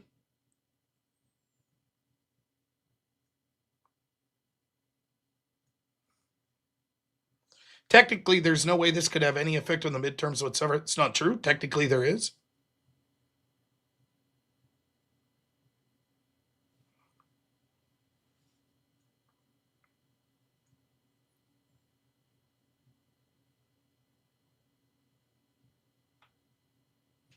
So, all right, let's read some super chats. We'll move on to the next story. Intel Wilds, $5 has almost 1,000 in chat. Rob Stock's going up. Thank you. Appreciate it.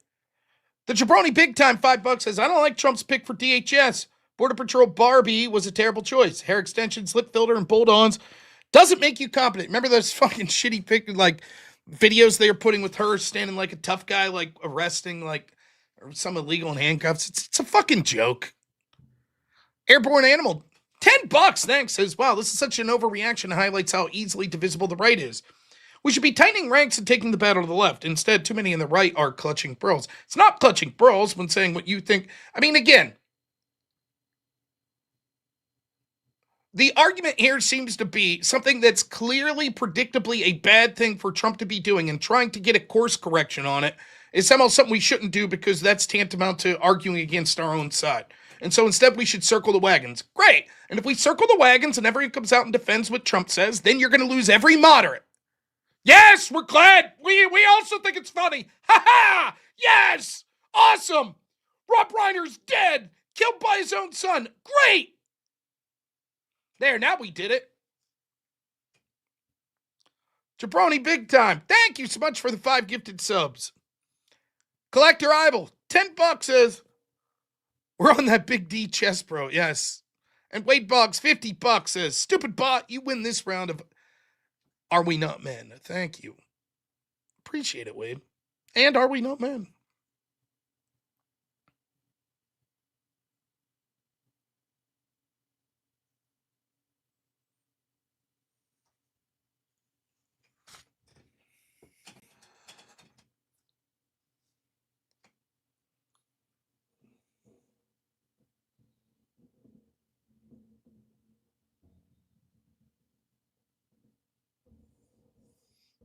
Ooh,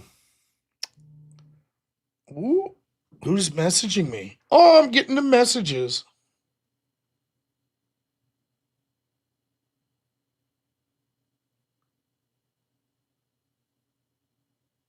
All right. I remind everyone I'm doing a debate tomorrow, which I'll get to defend this very topic, I'm sure. It'll be Kamala Harris versus Trump.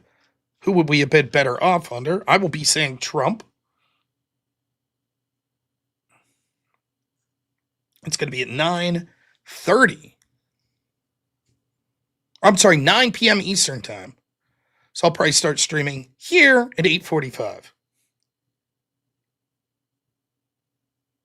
Now, regardless of what you think, if you're the type of person that has no problem with Trump mocking Rob Reiner, that's fine. Be consistent. You should have no problem with people mocking Charlie Kirk. Fair enough. That's fine. I had a problem with both. But whatever. I'm not going to clutch my pearls and say, oh my goodness, you're the worst people ever. What I'm saying is, I don't like it. I'm telling you what I think about Trump. It's not that I'd never support Trump again, and I think it's a strategic mess.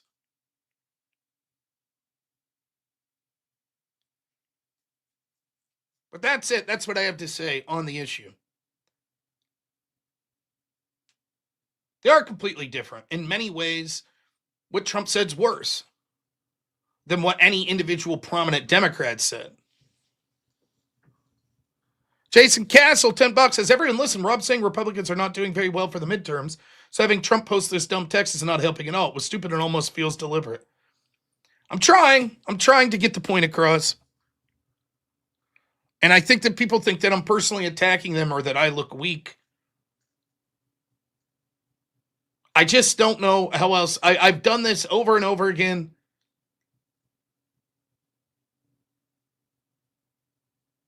I'm not saying he said he wanted Reiner to die. I made that clear when I first started. He knew that Rob Reiner was killed and his wife allegedly by his son and said the reason for the death was because he had Trump derangement syndrome. And then said, but my goals are being met and Reiner couldn't handle it and, whatever. Jordan, thanks so much. $5 says, fuck the folks who don't understand that division is usually a good thing. We shouldn't divide the right. It's like saying principles don't matter.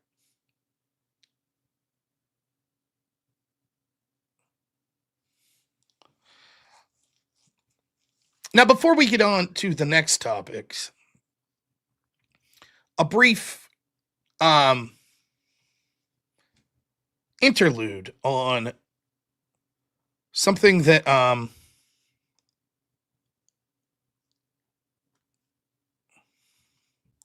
saving a couple things.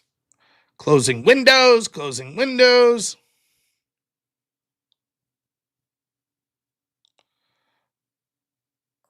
Adjusting. And hence,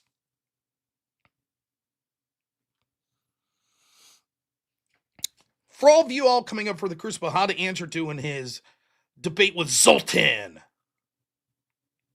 I assume quite well. Andrew always does quite well. I was saying, I feel like if you're born with the name Zoltan, you're sort of doomed into believing something like transhumanism. It's sort of like a little protest in your mind against, the human species. Because You're mad that you were named Zoltan? I don't know. Cooked well done? Yeah.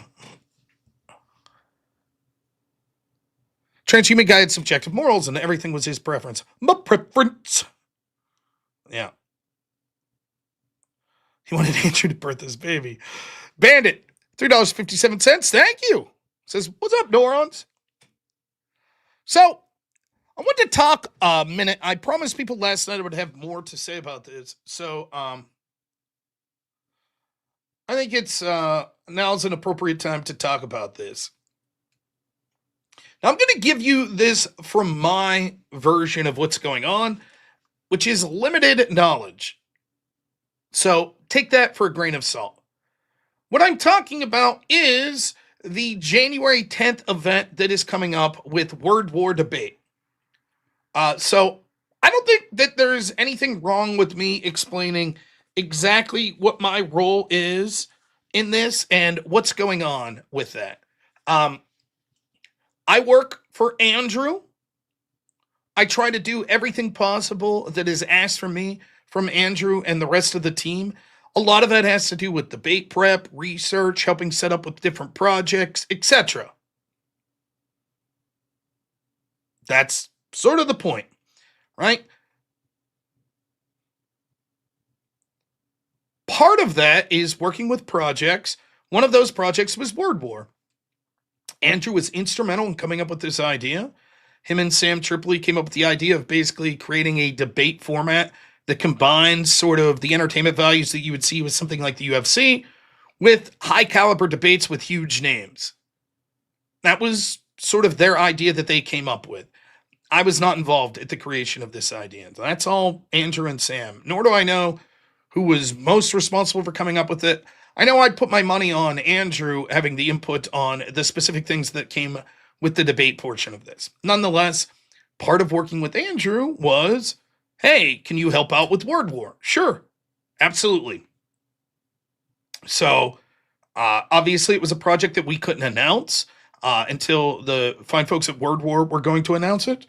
Once they announced it, we sort of said some of the stuff that, we've been doing that we weren't streaming on certain days where we were out in Atlantic City and we were doing other things working with WordWar. That's what was going on. So,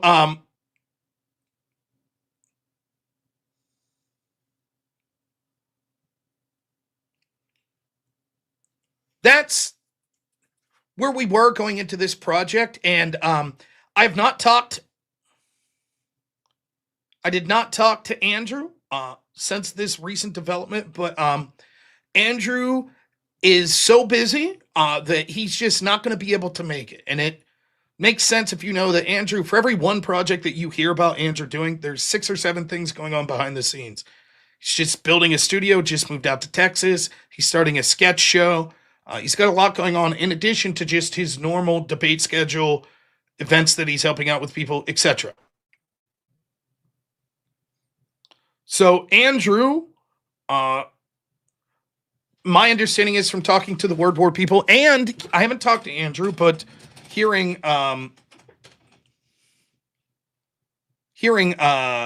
Andrew speak on this on his channel was that it's an amicable departure. Andrew's just like, yeah, I just don't have time with this, and there's no hard feelings with any of it. So that leaves me up in the air. Because my role with WordWar was working through Andrew. So Andrew's no longer there. I'm no longer there. It wouldn't matter to the extent that I think it's a great idea. And I think people should go out to it. And I think people should watch it. And I think the idea of having like a premier debate league or debate platform that's also trying to bring entertainment into it is a great idea. I'm only a few hours away from Atlantic City, like 5, I think. Andrew's the whole way across the country. So it's, of course he helped create it, but it just got to be so much invested in it that he was going to need that he's just so busy with other things that are going on. So I talked to the WordWar folks today, and we have agreed that I am going to be working with that team in the aspect of sort of being an architect of the debates, the formats, the moderation, all of that sort of stuff, at least for this first event.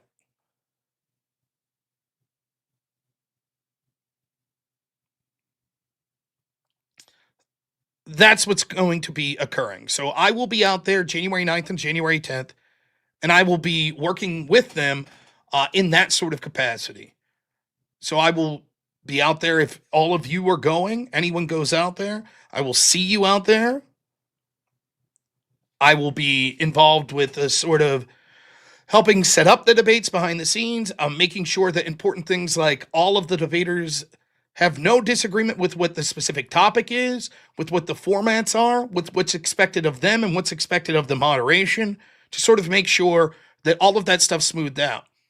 What they need is, and what Andrew brought, I can't bring what Andrew brought. Andrew's unique, right? But they do want someone that understands sort of online debates and debate in general to make sure that everyone in the team and all of the debaters and all of the moderators and all the production people, etc., have an idea of what to expect. And so I'm more than happy to help them out. Now, going forward, will this be a position I have? I don't know. I do not know that. We have not talked about that, nor am I interested in looking ahead. I started with this project, had a great opportunity to work with them, thanks exclusively to Andrew and having faith in me to go out there and be part of the project. And so I would like to do my best, time permitting, which it is, to go out there and finish this project. So my schedule is markedly different from Andrew's. I'm busy. Andrew's like the busiest man in the world. Is Avarice DJing? Not to my knowledge. I don't know. So that's what's going on. So I'm excited to continue to work with them. So we're going to have some stuff coming up here that I'll be able to talk more soon. If you go over and follow WordWar Debate on X, you can see a lot of the stuff that they're putting up. I think it's going to be an exciting event. Gavin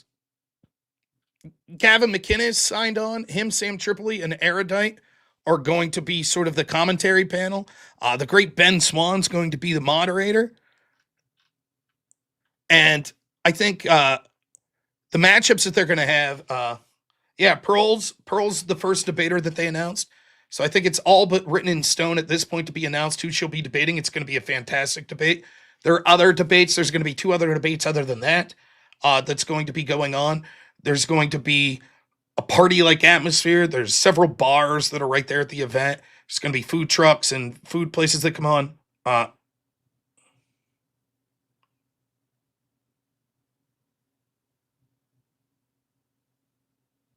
take a minute.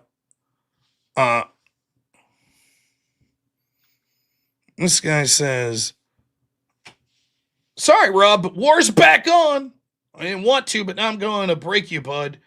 You people messed with a real nationalist, not a pretender who needs chat to feel like they have friends. Just know, Rob, I had no beef, but I do now. Oh, okay. Damn, I guess I'm in trouble, person I don't know and have literally never interacted with in my life. You got me.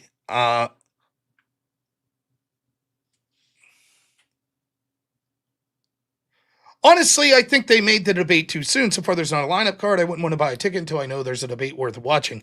Listen, certainly a valid criticism. I think that with a lot of the stuff that was going on behind the scenes with people that are very busy, certainly you would like to have the cards made up more than in advance than what we have now. However, given with what we had to work with and sort of the venue that we had and the times we had it slated for and having to get in there for a bunch of people that are behind the scenes,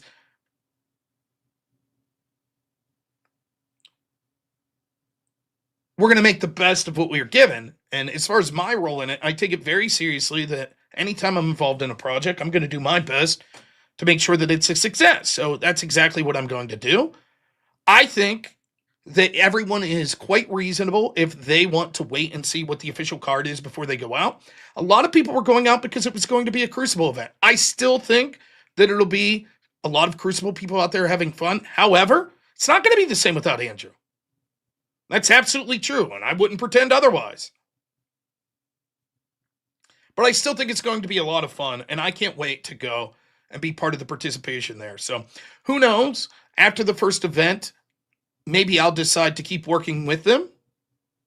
And certainly I think if the first event's successful, that it'll sort of snowball the momentum into getting big debaters, big people in the crowd. And look, it's going to be very much like a UFC event. There's going to be people in the crowd like celebrities. There's going to be entertainers. There's going to be other people that may debate. No Rob or Andrew. No, I'm saying I'll be there. I'm just not a commentator. Pearl's debating, erudites on the panel. Now listen, you can't set up a panel, commentary panel, without some voice from the left. Is there a voice on the left that you all would have been satisfied with? I'm open to hearing it.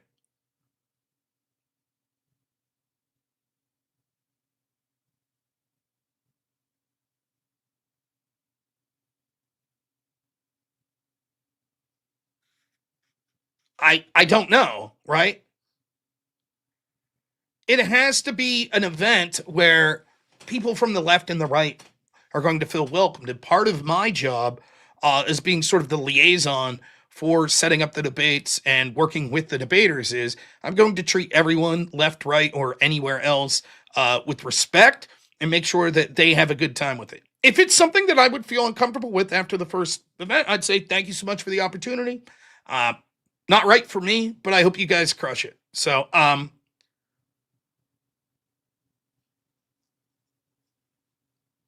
I think Erudite will do just fine in a commentary role, and she'll be on that table with Gavin McInnes and Sam Tripoli, both hilarious guys. So, I think it's going to be a lot of fun. Paul Miller versus Gypsy Crusader versus Ben Shapiro. But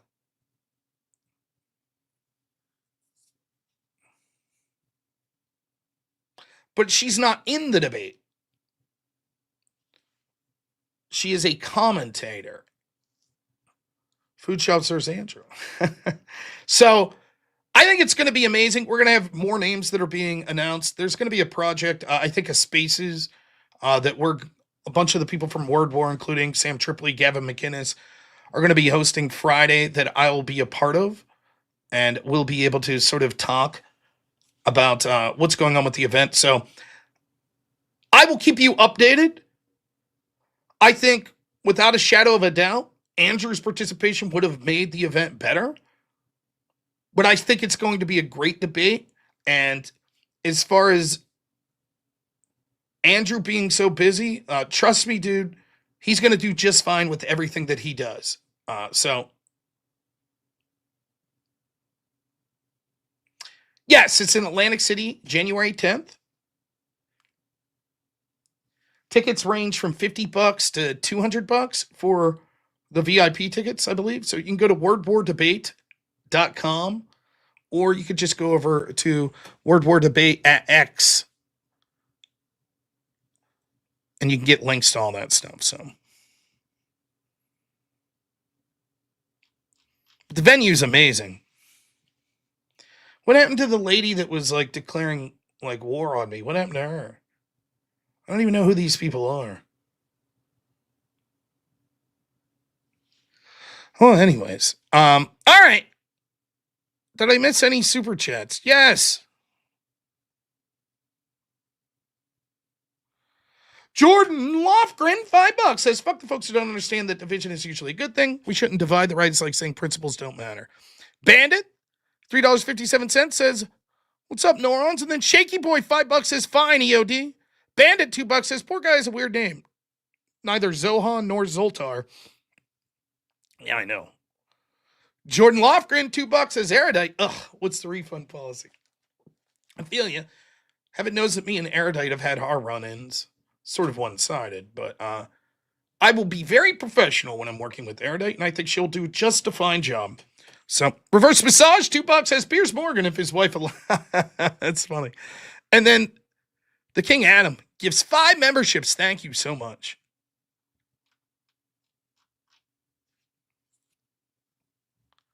All right. What other stories did I have to talk about this evening? Well,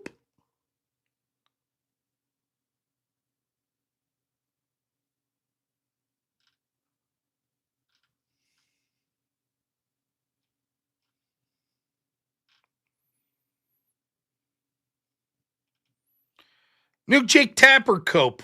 That's always fun, right? Let's watch some Jake Tapper cope. What about Trump's health? Jake Tapper, head of CNN. What do you think about that? Well, listen to him talk to you about why it's so important that they hyper-focus on covering Trump's mental acuity, his physical health, etc. We cover it all the time on my show. All the time. And I think that is to a large degree because we saw what happened with Biden, and while we covered it, we didn't cover it. Maybe we didn't ask as many questions as we should have at the time. And I think it is a legitimate question for any president of any age, but particularly anybody who is like in the range of being an octogenarian, right? We cover it all the time. We cover it all the time on my show. You see, the noble Jake Tapper and CNN.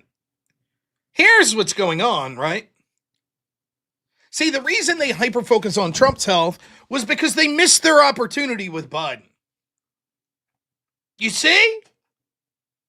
Ah, shucks, they tried real hard with Biden. They just couldn't see the evidence that every average person could, that he was a human vegetable. And they never bothered to question, like, why do we have, like, no access to this guy? Strange. But now they've learned their lesson. Now, when I talk to the most common self-identified moniker that I hear from people that I'm going to say the next thing about is centrist or independent. There's a lot of people that are very insistent. I'm not really a Democrat, and I'm not Republican. I'm a centrist.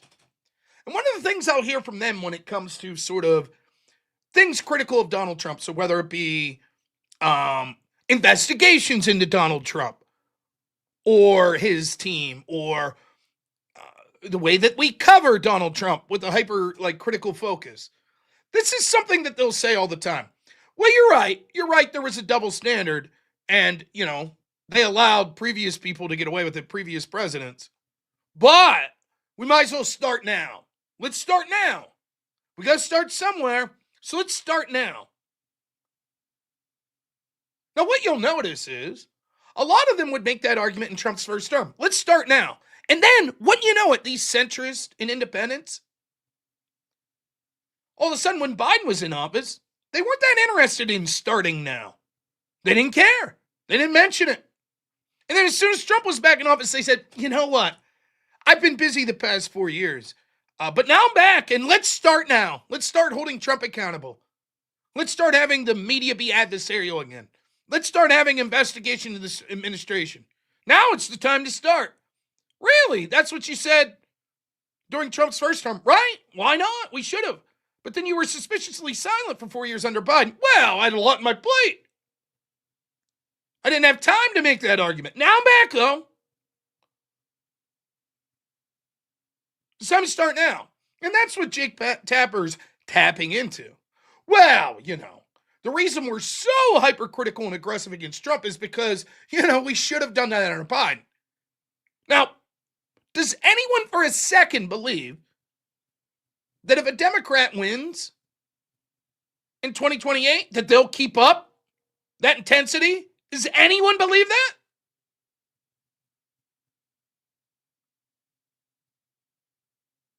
They don't give a shit. They're shameless.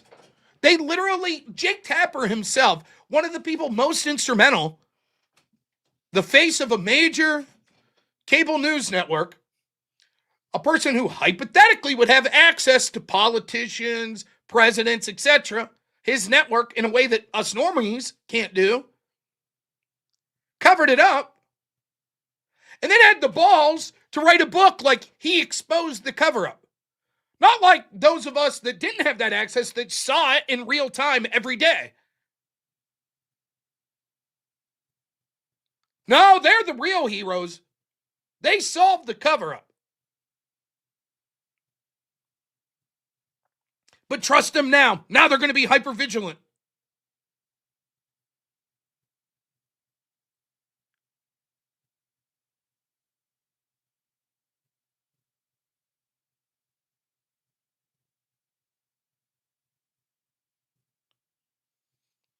Never forget that these people covered up almost everyone. The media, the Democrats in Congress, the Democrats in the Biden administration and his cabinet, the left-wing commentators, all of them covered up the blatant evidence of Joe Biden's significant cognitive decline. Not tripping on a word here or there, but the constant gaffes, stumbling, looking like he didn't know where he was. The fact that he was the least transparent, took the least amount of press conferences, etc., was basically hidden from the public. They covered it up. They gaslit you. They said it was cheap fakes.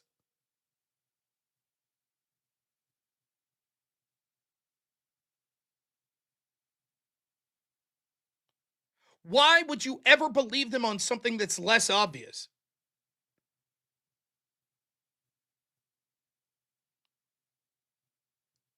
Why would you believe them on something like the economy or the border?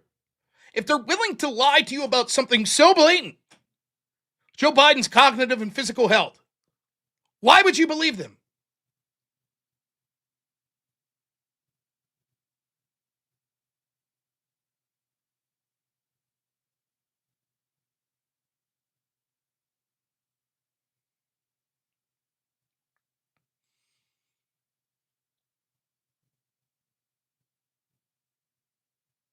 Ah, yes, the Jaceburger's in the chat. Let's assume that's true. Well, I don't care what Jake Tapper says because he's Jewish. Okay. Do you understand what a huge lost opportunity it is to explain to the American people how they were blatantly lied to by these people that are now, the same people that lied to them about that are now pushing more bullshit lies? Whether it be the legality of some of the policies that Trump's doing, the economy, the border, etc.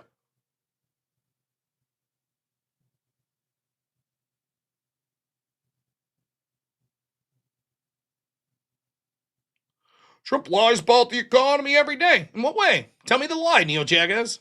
Go ahead.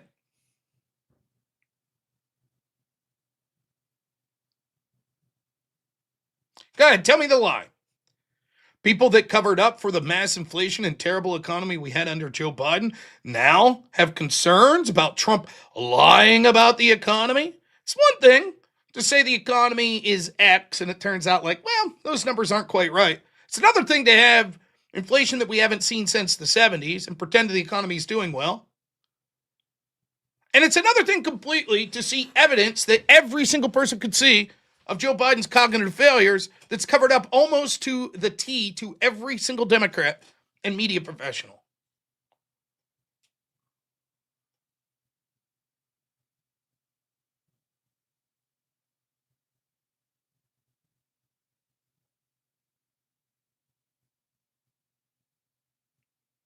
Yes, the goal does say 5,000.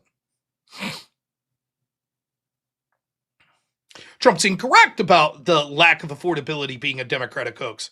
And yet the actual data shows that Trump is making things more affordable. Real wage growth is up under Trump. Deficits are down under Trump. Americans, the jobs that they're getting, jobs that are being created are largely going to citizens of the United States instead of foreign-born people.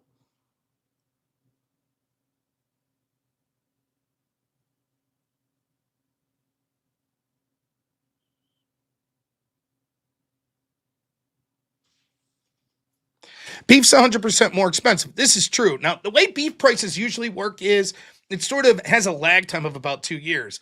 So there was a large culling and the lack of breeding of beef in 2022 and 2023. Now, it takes some years for those beef to reach maturity and so that they're actually butchered.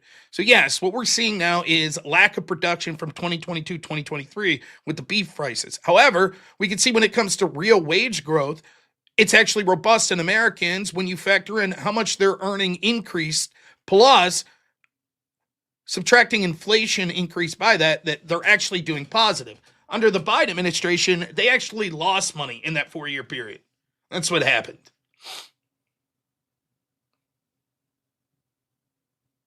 Now, I wonder if Neo Jack has had any commentary on that.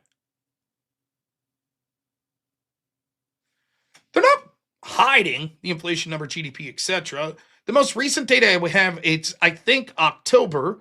And what they're saying is because some changes that were made, it's going to be put out. I believe the number was December. I think this week we're supposed to finally get the October and November data on that.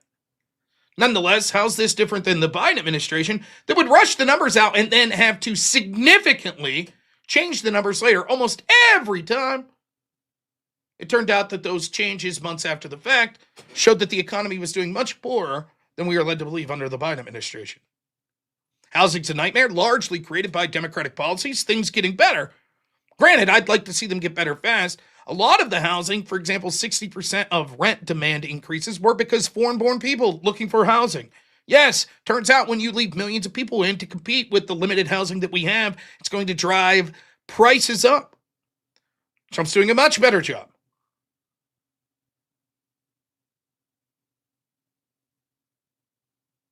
Egg prices are down. We saw it under the Biden administration, they were up. Again, the amount of inflation we had under the Biden administration was insane. And yet, almost to a T, Democrats, we don't see a problem, we don't see a problem. Granted, would I like to see the economy doing better than it is? Of course. But you can't work miracles. And what we see is that things are precipitously better under the Trump administration than they were under the Biden administration. And yet, people don't give a shit. Gas prices down. No, don't care. Of course, foreign companies mass buying properties, yes. Republicans didn't cause a fast and dramatic increase in premium. What happened was Democrats caused these increase in premiums by lying to us about Obamacare, a bill that they admitted that they had to lie to get passed and said you have to pass it to see what's in it. One of the biggest lies ever from politics that said if you like your doctor, you could keep it. And what happened was it made sure that the people that had insurance that were successful, their premiums went through the roof thanks to Obamacare. Now, it was being artificially kept down, as bad as the numbers were, by subsidies that were put into Obamacare during the COVID things. Those emergencies from COVID are gone, and now Democrats are holding hostage the fact that the disastrous policy that all of them voted for is not affordable. And now they're saying that the government must pay more into it because they were wrong about how successful this program would be. So the emergency subsidies that are necessary, imagine that. Imagine if Trump was like, oh, yes, this policy is going to create jobs. And then was like, but we're going to need an extra $1 trillion in emergency subsidies for these jobs to be created. Would you say, successful policy that you had there, Trump? Of course not. You'd say, wow, you were grotesquely wrong about this. And yeah, that's exactly what Democrats are doing. So now, who would have thought the big government Democrats that want to spend large amounts of money, when they told us that we had to have emergency measures during the pandemic in order to make things affordable, it turns out now those emergency measures need to be permanent.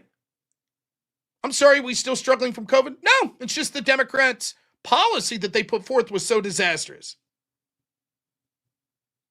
And yet, nonetheless, even if we ignore all of that, when you factor in the costs in the rise of healthcare, the costs in the rise of beef prices and everything else, everything that's been inflationary in the United States, and then you measure that against the wage growth that's happened under the Trump administration, it's positive. People are doing better. They're not doing great, but they're doing better. Under the 4 years of the Biden administration, they were doing poorer. The extremely wealthy did very well. Illegals don't buy homes, but they rent them, and that's not true. There were illegals that got FHA loans, and there were certainly a lot of people that were foreign-born, including people that were on H-1B visas. If you're on a temporary work visa, why would you need a permanent home? And yet we could see the FHA loans huge amounts of them were going to foreign-born people.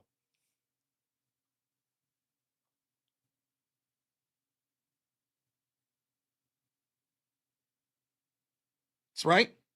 The Obamacare disaster was always predictable.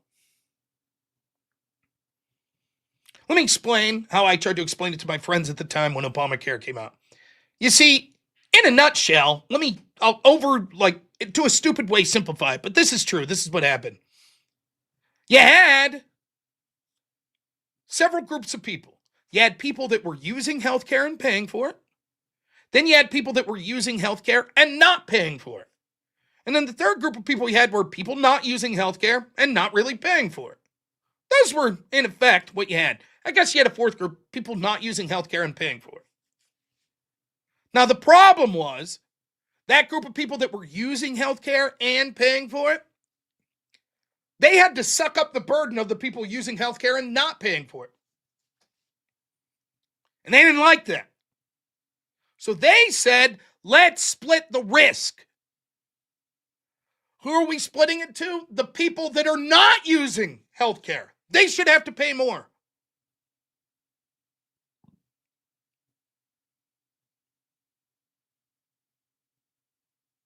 And that's what happened. Now, what group of people do you think are less likely to use healthcare? Give me some demographics that you might think are people less likely to use healthcare. Well, what people use healthcare?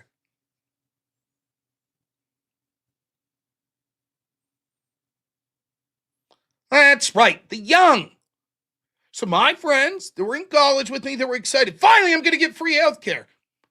Then within a year of Obamacare passing, you know what they came to me and said? I still don't have healthcare, and now I have to pay a fine. I have to pay a tax. Womp womp.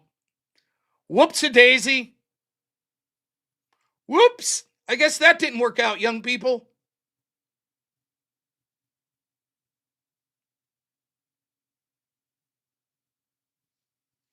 A tax on the poor, or the young, that's what it was. The working class, more benefits. That's how countries work. We're a union under a government. We work together. There you have it. There's the Democratic message. Yes, young working people, pay more. That's what you have to do.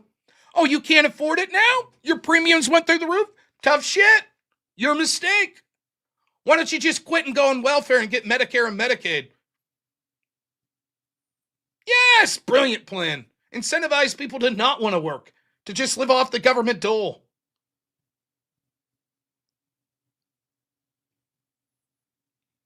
Meanwhile, are people shocked? You remember Michael Moore had this movie called Sicko. It was all about the health insurance company and how disgusting they were. So the big plan to get back at them, the Democratic plan was this. Here we go. You got it? You ready? We're going to force everyone to buy these insurance products. That'll teach them. And they raked in money hand over fist, baby. Woo! Premiums went up. It was great. Amazing.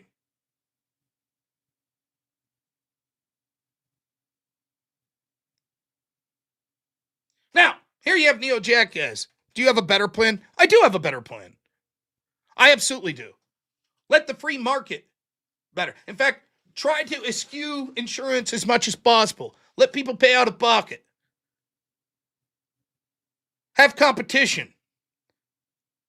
There's a bunch of things that we could do. However, here's the big government socialist position. Institute a policy that's a fucking disaster, full well knowing that once you institute it, it's almost possible to ever rescind it. For example, take something like Social Security. How do you tell people that are now relying on Social Security, sorry, we have to take that away from you? So they know once they get these policies put in, it will be almost politically impossible to rescind them. How do you tell someone, guess what? We have to take away your policies now. That's why the old mantra, you can vote your way into socialism, but you have to shoot yourself out. That's exactly the point. What it's saying is it's not an advocacy for violence per se. What it's really saying is it's almost impossible once you start these government programs to have the political will to take them away. Who's going to do it?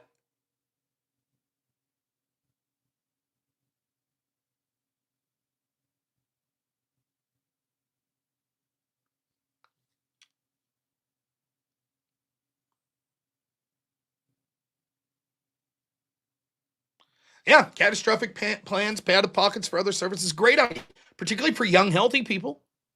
You can't really get those catastrophic plans anymore. It's a fucking joke. I used to work like a regular wage job, and so I got insurance through there, and it was kind of expensive, but okay. Now that I'm like basically self-employed, it literally makes no sense for me to have insurance. None. The amount of price I would pay, what I would have to pay for my medications, it's a fucking joke.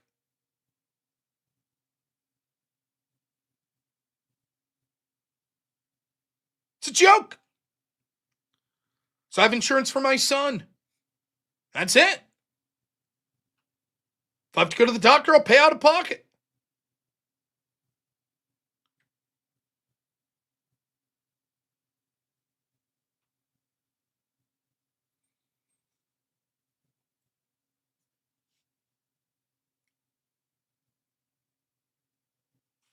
I started looking at policies. I mean, we were talking like it was going to be like $1,300 a month, would have covered almost none of the medications I'm on. And my deductible was something like $20,000. So before the insurance would have even kicked in, if I'm paying $1,300 a month, you do the math, plus $20,000, I'd have to spend basically $36,000 before the insurance did anything for me.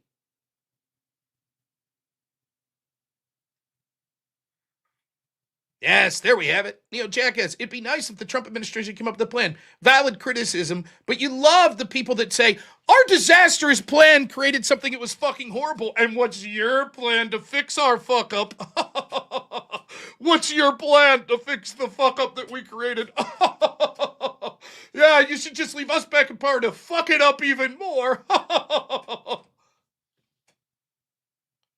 the way, it's the same shit they do with everything. Same thing they do with the border. Oh, there's nothing we can do about securing the border. We just can't. Millions upon millions of people have to come in. Oh, what's that? Now you're in charge. You want to get rid of them? Well, what's your plan? Everything you suggest would be cruel. We can't do that. Oh, what's your plan? It's not so easy to deport millions of people that we left in. It's not so easy. What's your plan? So you might as well put us back in charge so we can leave millions more in. And then we'll say, well, what's your plan to get rid of those ones? You couldn't even get rid of the past ones.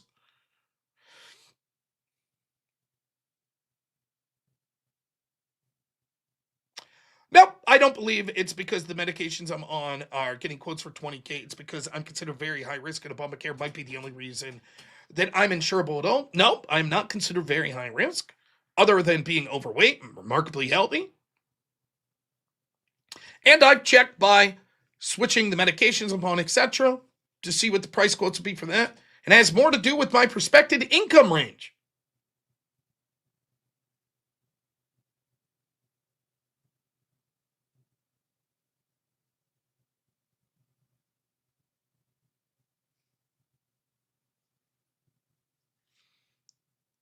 So that's sort of the Democratic mantra. We break it. If you don't have an immediate fix, that's your mistake.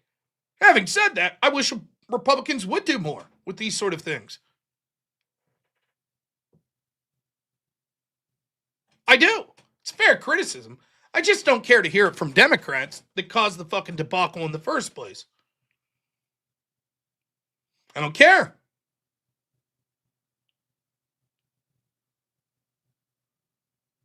Their issues always, like, think about how it went under COVID.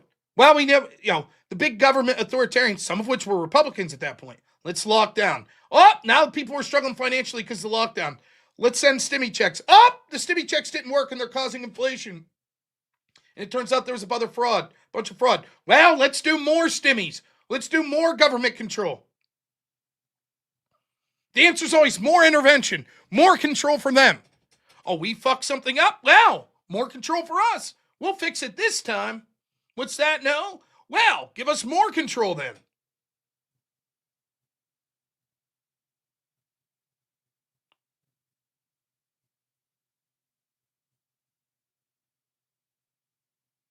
I agree. Democrats want people to rely on the state because then you have reliable voters.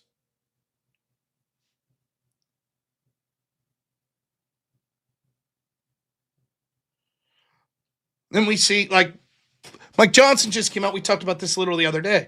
So the House Select Committee or Oversight Committee, one of their committees,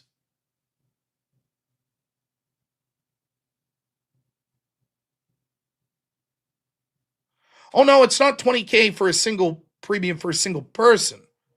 It's for my family. Wife and son. For me individually, it would be a decent amount less. It's true. Stimmy checks in 2 weeks to stop the spread did happen under Trump. Democrats were furious because he wouldn't lock down even more. He wouldn't force bigger lockdowns. Many of the terrible lockdowns were done in Democrat states. Almost all the Democrats had longer lockdowns and wanted bigger stimmies. Anyways, back to Mike Johnson. They sent applications that they knew shouldn't pass to Obamacare market, and 23 out of 24 passed with things like no social security number. Yeah, Josh, I think the problem is that I have a toddler, plus my wife, plus then it's very hard. How do I estimate what my income is? I don't know. It's month to month.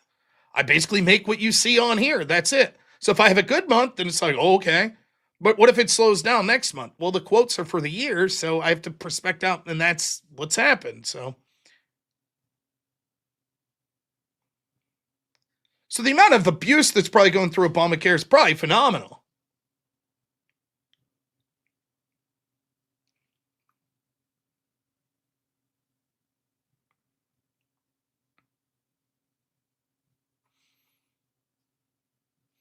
I think last year I went to the doctor. Well, I do go to the back doctor, but that's a workers' comp thing. I think I went to the doctor 3 times last year. And I even said, all right, the medications I could go without. I could be like, I don't really need them. Fine. But then it's like, well, okay, given that, then what's the issue? Like, what am I paying for this insurance? I could probably just pay my doctor like $150 per visit. And instead of paying 20-something thousand bucks, I could get a plan much cheaper for my toddler, and pay out of pocket for my wife and I.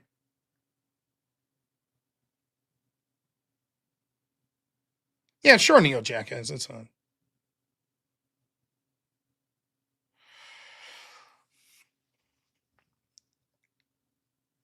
Oh, Jake Tapper, though.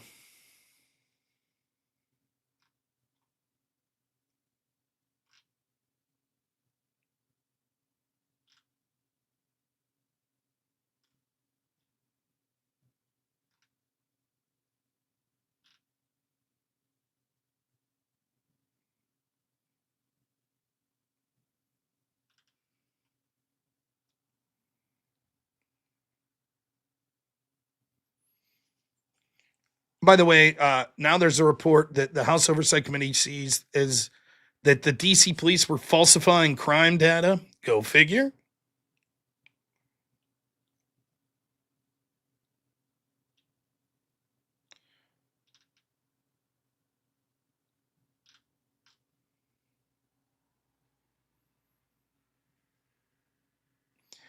All right.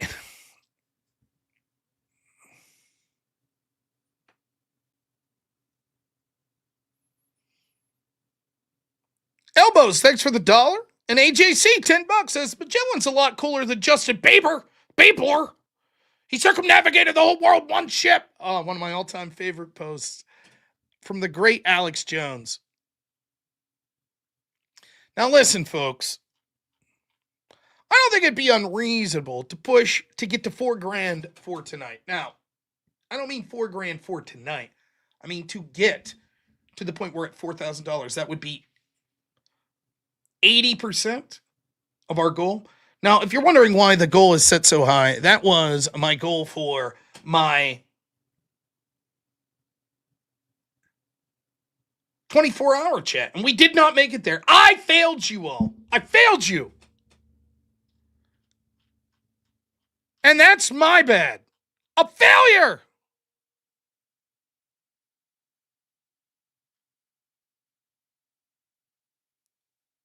we're trying to make up for it. So I'm going to keep that goal up there until we get it, and then we'll go back to just the $357. So, it's time to give some money. Let's get those donos in. I hope you enjoyed the show so far. We've gone about 3 hours talking about actual politics, etc. There are other stories that I could cover, but perhaps we'll save them for tomorrow. Because Racecar $5 says YouTube censoring what I really want to say. It's EOD's fault. Congrats for his new job, but it's still his fault. Yes, congrats. 556 in the new year, maybe. Brief programming note. Tomorrow I will be doing the call-in show at noon, but those are going to be limited to Tuesdays, Thursdays from this point going forward until I announce differently, just so I have time to accomplish things around the house. So we will do the call-in show tomorrow. But I feel like the goal of $357 a night's more easily achievable. And maybe it's too daunting when people donating see like, oh, holy shit, we're $1,500 away. We're never going to reach there tonight. Perhaps that could be, but I don't want to take this goal off because I set it as a personal goal. And I don't want to take it off because it's sort of like conceding defeat. So I don't want to do that. Cozy Watermelon, $5 says, Rob, after Trump's comments, if someone asks if you support Trump today, what's your answer? Big W enjoying the show. Yes, I support Trump.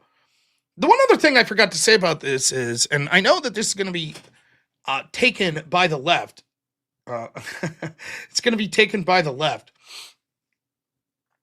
And like that I'm somehow excusing this. But I'm not. This hits less for Trump than it does for other people. Oh, that's because you hold Trump to a different standard. Well, no, it's because Trump's done shit like this over and over again, so it's baked into the cake.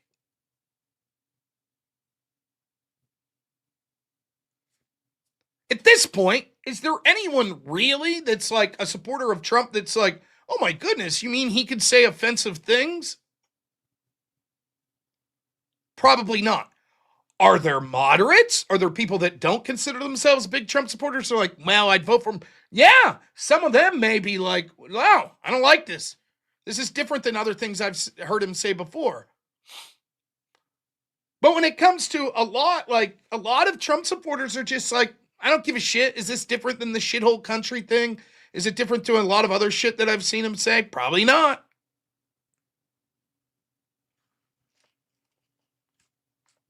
Rob Reiner attacked him for years. Trump had the last word. Deal with it. Cool. Tell the people that maybe won't vote for Trump now.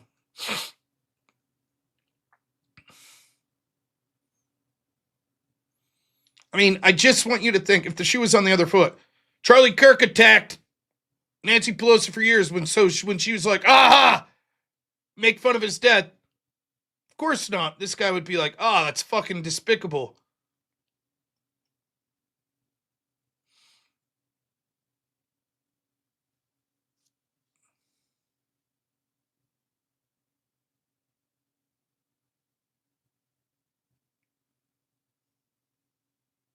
So, all right, more super chats. Look at this.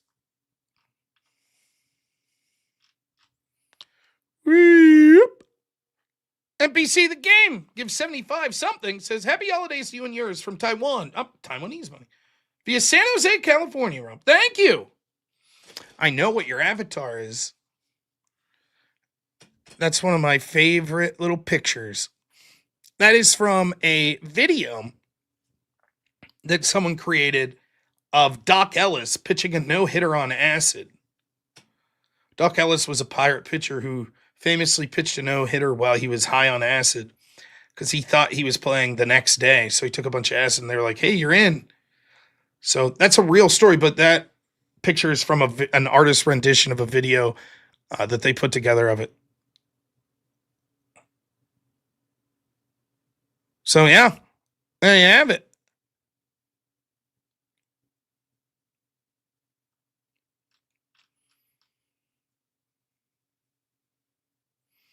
It's a good story. Robin Williams had a funny joke about it.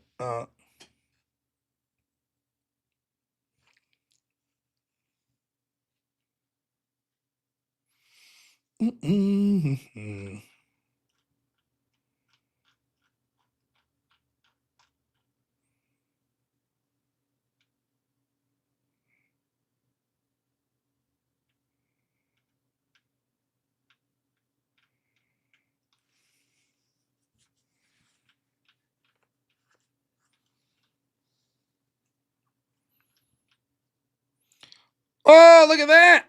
Gives 300. Says, bro, you're the first person to get it. I love you, bro. Great knowledge. Oh, thank you. My wife cricketed a shirt for me. Somewhere I have it in my closet. It's just black with yellow letters. It says Doc Ellis pitched a no-hitter on acid. I used to wear that around. And then I realized, like, I'm a dad now. I probably shouldn't wear that. And then my other favorite's Operation Shutdown as a Pirates fan. Got to respect Operation Shutdown. The shithole country thing was funny. Yeah. I don't have a problem with that at all. Maybe liberals have made you numb to the rhetoric. It's fair. But, all right. What do you got? Everest wanted me to bring this up. Oh, the Bieber rant. Yeah, go ahead, hit play. We'll listen. When you realize how fake it all is, the football, the basketball, the Lady Gaga, the Justin Bieber, it's one of my favorites. Gives you these carbon tax messages. They tell your kids they got to love Justin Keep saying Bieber. Biebler. And then Biebler says, hand in your guns, pass the Cybersecurity Act, and the police state's good, and then your children are turned into mindless vassals who now they look up to some twit instead of looking up to Thomas Jefferson or looking up to Nikola Tesla or looking up to Magellan. I mean, kids, Magellan's a lot cooler than Justin Bieber. He circumnavigated with one ship the entire planet. He was killed by wild natives before they got back to Portugal. And when they got back, there was only like 11 people alive of the 200 and something crew, and the entire ship was rotting down to the waterline.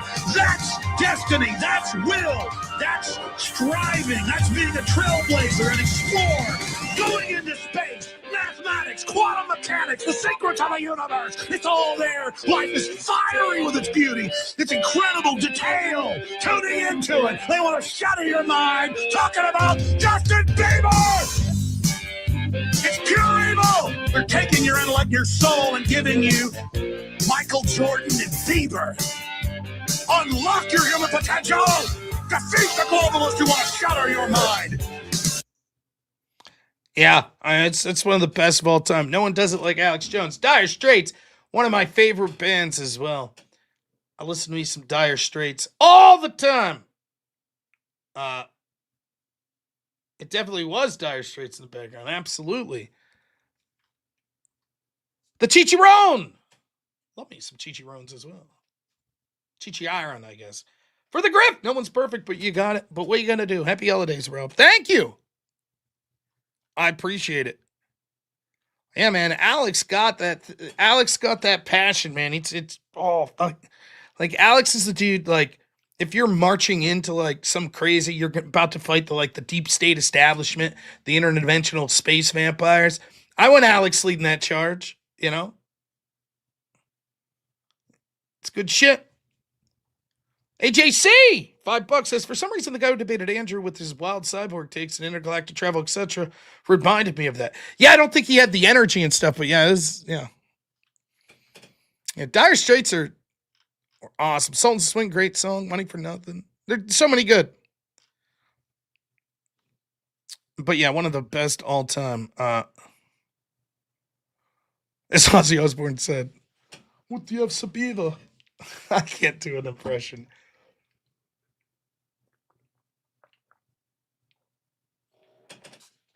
Intel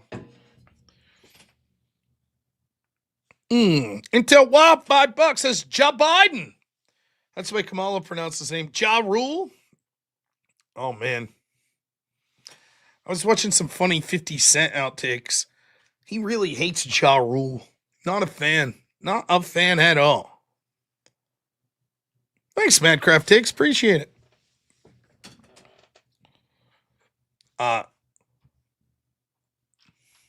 Also not a Diddy fan. Oh yeah, grifting. Money. Money for nothing. Hats. There they are. Shirts. Soon. The store will be up soon.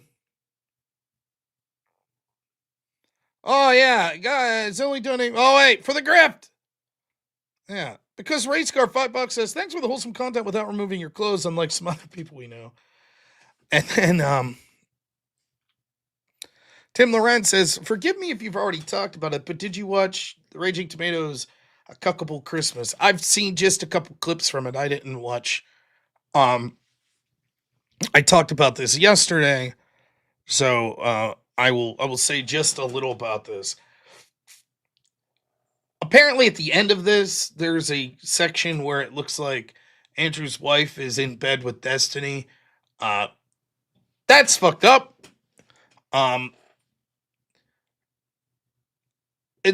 As far as what was said about me, I just don't care at all. I will repeat for like the 100th time, despite the fact what I might think of them, my family has not been brought into it. They haven't said anything more than just insulting me.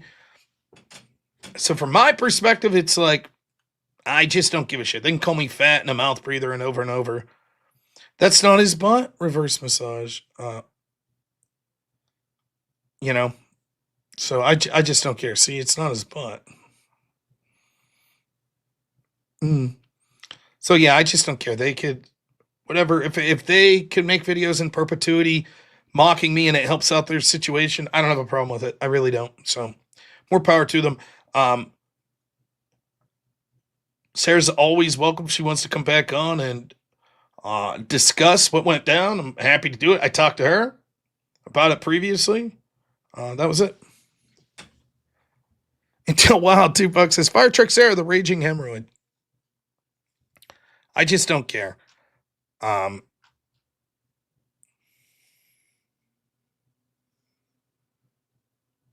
But yeah, as far as that drama stuff cares, I don't know.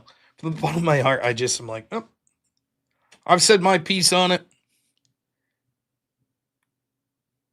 Yep, bigger fish to fry. That's it. That's exactly how. This is the robnoerr Show. Oh, I didn't even do that. Go ahead, you can play it through. Why not? It's not the Noir Rob Show. This is my favorite show because it is my show. If this was your show, you'd probably like it more. But maybe that's just because it was your show. But it's not your show. It's the robnoerr Show.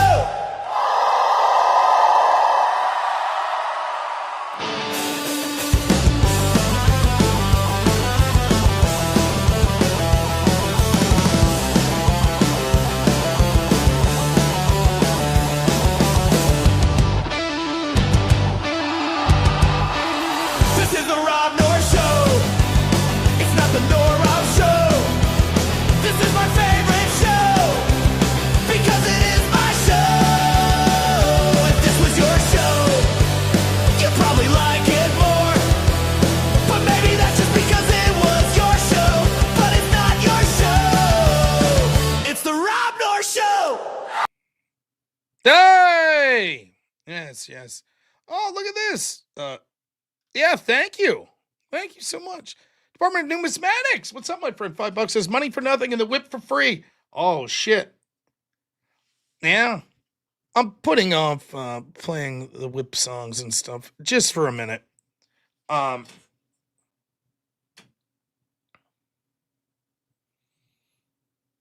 Green Show song. Yeah, that's what it's from. Bandit. How do I make this song my ringtone? I don't know.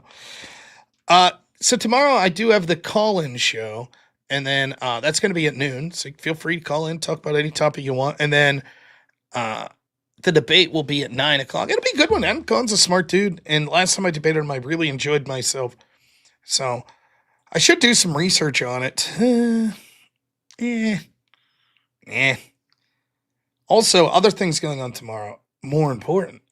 It is my son's Christmas music event at his school. I'm very excited to have my son. It's going to be singing Christmas songs with his preschool class. So he's excited. He got a haircut today, getting ready for it. I'm very pumped. I can't wait. So that'll be fun.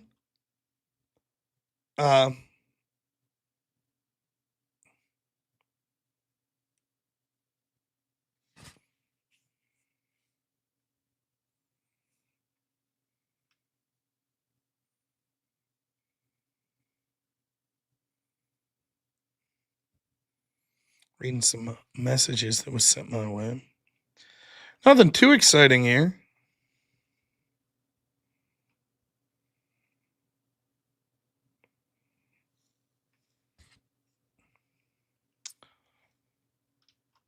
Everest says, for $200 donation, I'll send you the official Rob Reiner song, current rotation minus the average one that hasn't been unlocked. Oh, okay.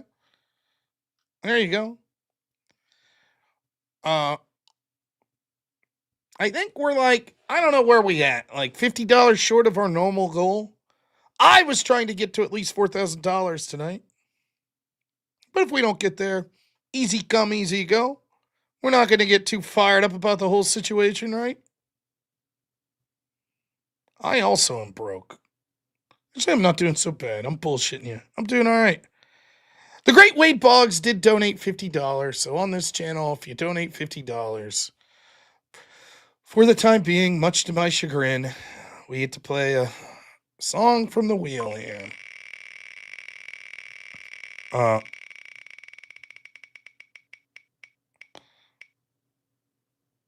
Yodeling. All right.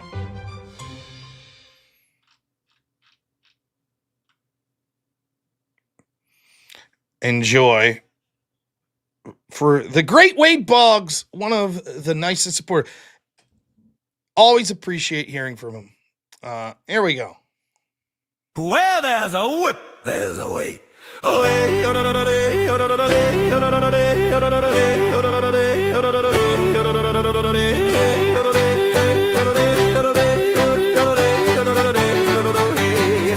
don't want it.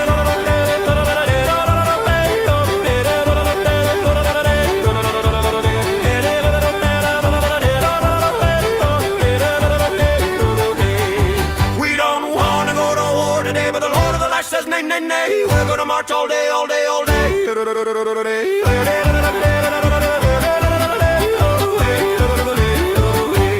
there's a way.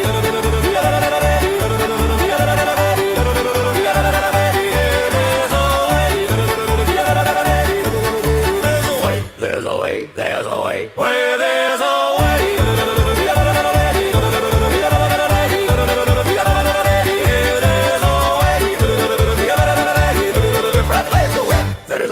There's a way. A crack on the back says we're gonna fight. We're gonna march all day and night and more. For we are the slaves of the Dark Lord's war. There's a way. There's a way. There you have it. We did it. Amazing. Oh, yes. That is one of my favorites of those, yeah. So a reminder, $50 donation will play. So it is EOD's fault. Is there anything that's not EOD's fault? I feel that you can blame EOD for just about everything. Late to work tomorrow, blame EOD. Forgot to pay your rent, EOD's fault. It's very nice. Thanks, Premonition. I appreciate it. Now, the other thing is, it is the holiday time, so I know how it is. People are broke around the holidays. Completely reasonable. As long as you're spending your money in a very awesome way for kids, etc.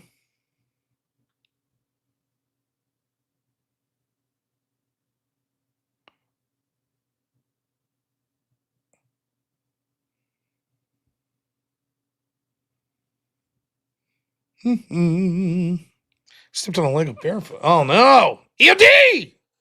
Bastard! Yep, Joe Boober retired from Dungeons & Dragons. EOD. EOD killed your car battery. Did you ever see there used to be this, let's see if it still exists. There was this like website. It was just like a blog.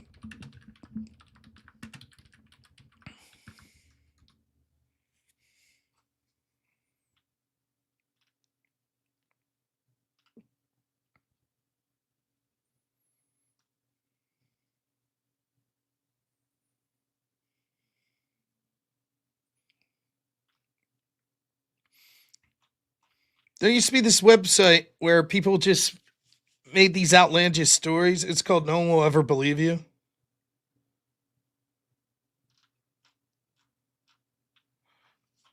And it was just this website where people would just put stories up of Bill Murray stealing their sandwich or a bunch of other things. It was just stories about Bill Murray that no one would ever believe. That's EOD at this point. It's just like, yeah, no one's going to believe you. The EOD caused all these problems. Reverse massage!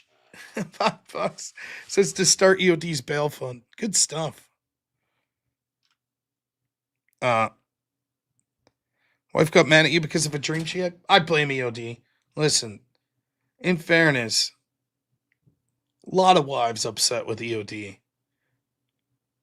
He's just too masculine of a role model.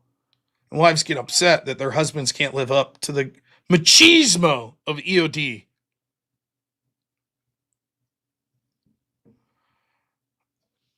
Now, just in case, if we wrap up the show here tonight, who is on?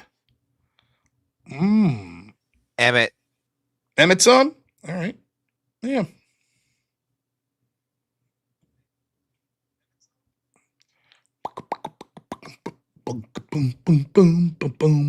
Is that or Speakeasy? But I don't. Hold on. Let me check what he's doing. We'll just do Emmett. Okay. Do an open panel.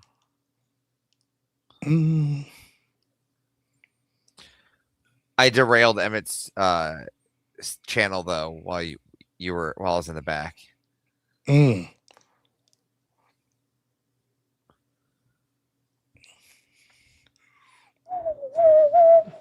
met Bill Murray a couple times in Charleston. Yeah? You know who I got to meet? I got to meet one famous person. I got to spend the whole day with him. You ready for this? Henry Winkler. Oh yeah, I got a Winkler story. I even got it a whole day. Got a sign. It's fantastic. So at my company, the one autistic guy, I'd never worked with this gentleman, but I'd see him at like if we'd have ball games or like company picnic or something. I'd see this gentleman there. An adult with autism was obsessed with Happy Days, in particular the character the Fonz. Loved the Fonz. In fact, this guy was unmistakable. Like, let's say you go to the Pittsburgh Pirates baseball game or something. He always had a cardboard cutout of the Fonz with him. Like everywhere he went, he'd carry this cardboard cutout of the Fonz. Well, Henry Winkler happened to be in Pittsburgh doing something, right? And somehow my company reached out to him and was like, we have this guy that's like really obsessed with your character of the Fonz. Would you be interested? And Winkler was like, absolutely. And showed up. Guy, of course and so there's like all these pictures of like this autistic guy, and he's got one arm around the cardboard cut out of the Fonz and the other around Henry Winkler, and like Winkler's doing the Fonz. It was amazing, and it was one of the nicest things that you could imagine for someone. So Winkler, in my book, I don't know what his politics or anything was, but I thought that was really special, and that's something that made that guy's entire year. That he thought it was very cool. So good for him. He got to meet the Fonz in real life. And how cool is it that we're not men said raid Speakeasy? Is Emmett going down? I don't know. We could raid Speakeasy. I don't mind. I mean, I really don't care. They're both good people. Yeah. We'll raid Speakeasy this time. Doesn't matter to me. It don't matter to me. But yeah, there you go. Henry Winkler. I'm a big fan of Henry Winkler. You also met Danny McBride. I don't have any celebrity stories really. I only have like one really good one that is not meant for YouTube. Yeah, it's okay. Yeah, that's definitely a story for me and you when I come down to fix the computer. Yes. So all right. Well, call Wednesday. Now listen. Show tomorrow. It was a fun show tonight. I hope everyone had a good time.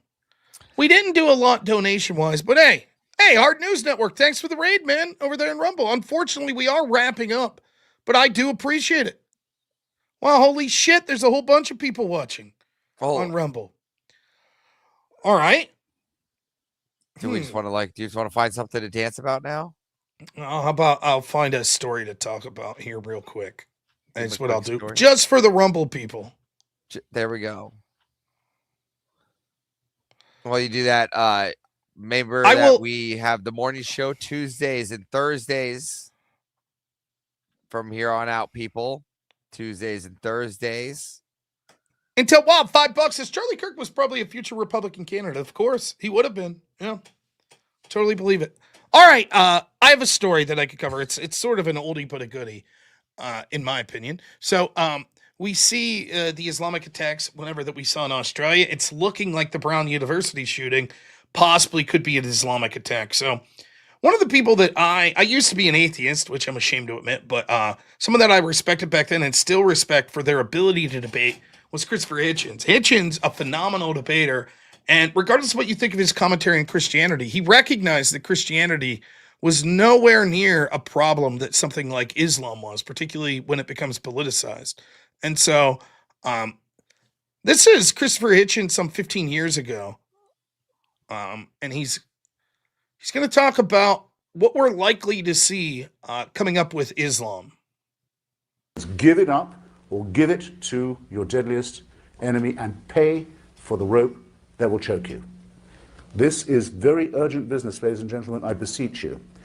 Resist it while you still can, and before the right to complain is taken away from you, which will be the next thing. You will be told you can't complain because you're Islamophobic. The term is already being introduced into the culture as if it was an accusation of race hatred, for example, or bigotry, whereas it's only the objection to the preachings of a very extreme and absolutist religion. Watch out for these symptoms. They are not just symptoms of surrender, very often ecumenically offered to you by men of God in other robes, Christian and Jewish and smarmy ecumenical. These are the ones who will hold open the gates for the barbarians. The barbarians never take a city till someone holds the gates open for them. And it's your own preachers who will do it for you, and your own multicultural authorities who will do it for you. Resist it while you can. And if you wonder what will happen if you don't, look and see how a cricket team in Middlesex in England had to change its name by force last week, because it was called, and had been for years, the Middlesex Crusaders. Look and see how stories about little pigs can't be taught to children in English schools anymore, lest offense be taken by the religion of peace. Resist it while you can. And that's it. That's absolutely it. He's absolutely right. The problem is, he was prescient about, remember, Islamophobia wasn't really a term back then when Christopher Hitchens is talking about that. And look how far we've come. Just last night, I'm doing the stream, and we're taking a call-in show on the Sunday night show, and left-wing radio show host Brian Shapiro comes in. We're talking about the Australia attacks, and right out of the gate, he's like, yeah, but not all Muslims. Not all Muslims are bad, which is, of course, a true statement. However, as I accurately point out, the problem is you're using that statement to imply that we shouldn't notice the overwhelming pattern we see that Islam is not culturally compatible with what we in the West want to live as. It's not just the violence, which is certainly extreme when it comes to religions, but it's also the cultural practices that they bring with them. This is absolutely true, right? And we are supposed to shirk that by, this sort of suicidal empathy to be like, but not all of them, there's good ones, etc. It's absurd. And it's for a reason. And he correctly points out that not only will we see the ability to protest this be eliminated, once it reaches critical mass, you'll be told that you can't even talk about it. I showed the clip yesterday of the police chief in Minneapolis literally apologizing to Somalians in Minneapolis for having to bust corruption that now they're estimating as high as $9 billion of corruption in the Somali community.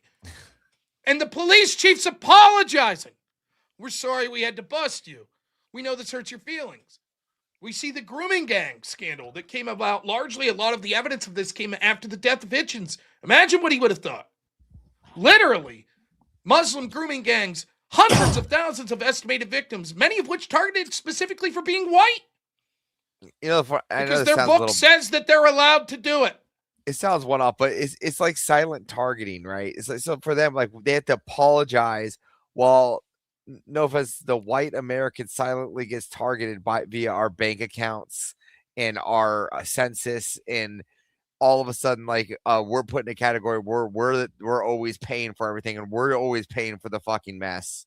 And they're never apologizing to us, and we get radically racial. Like, I feel like Like it's not okay to be white anymore. You know what I mean? In this world. No, it's certainly true. Zach Gilby, thanks so much. $20 says this is exactly the clip I was talking about. Yeah, this is the clip. Yeah.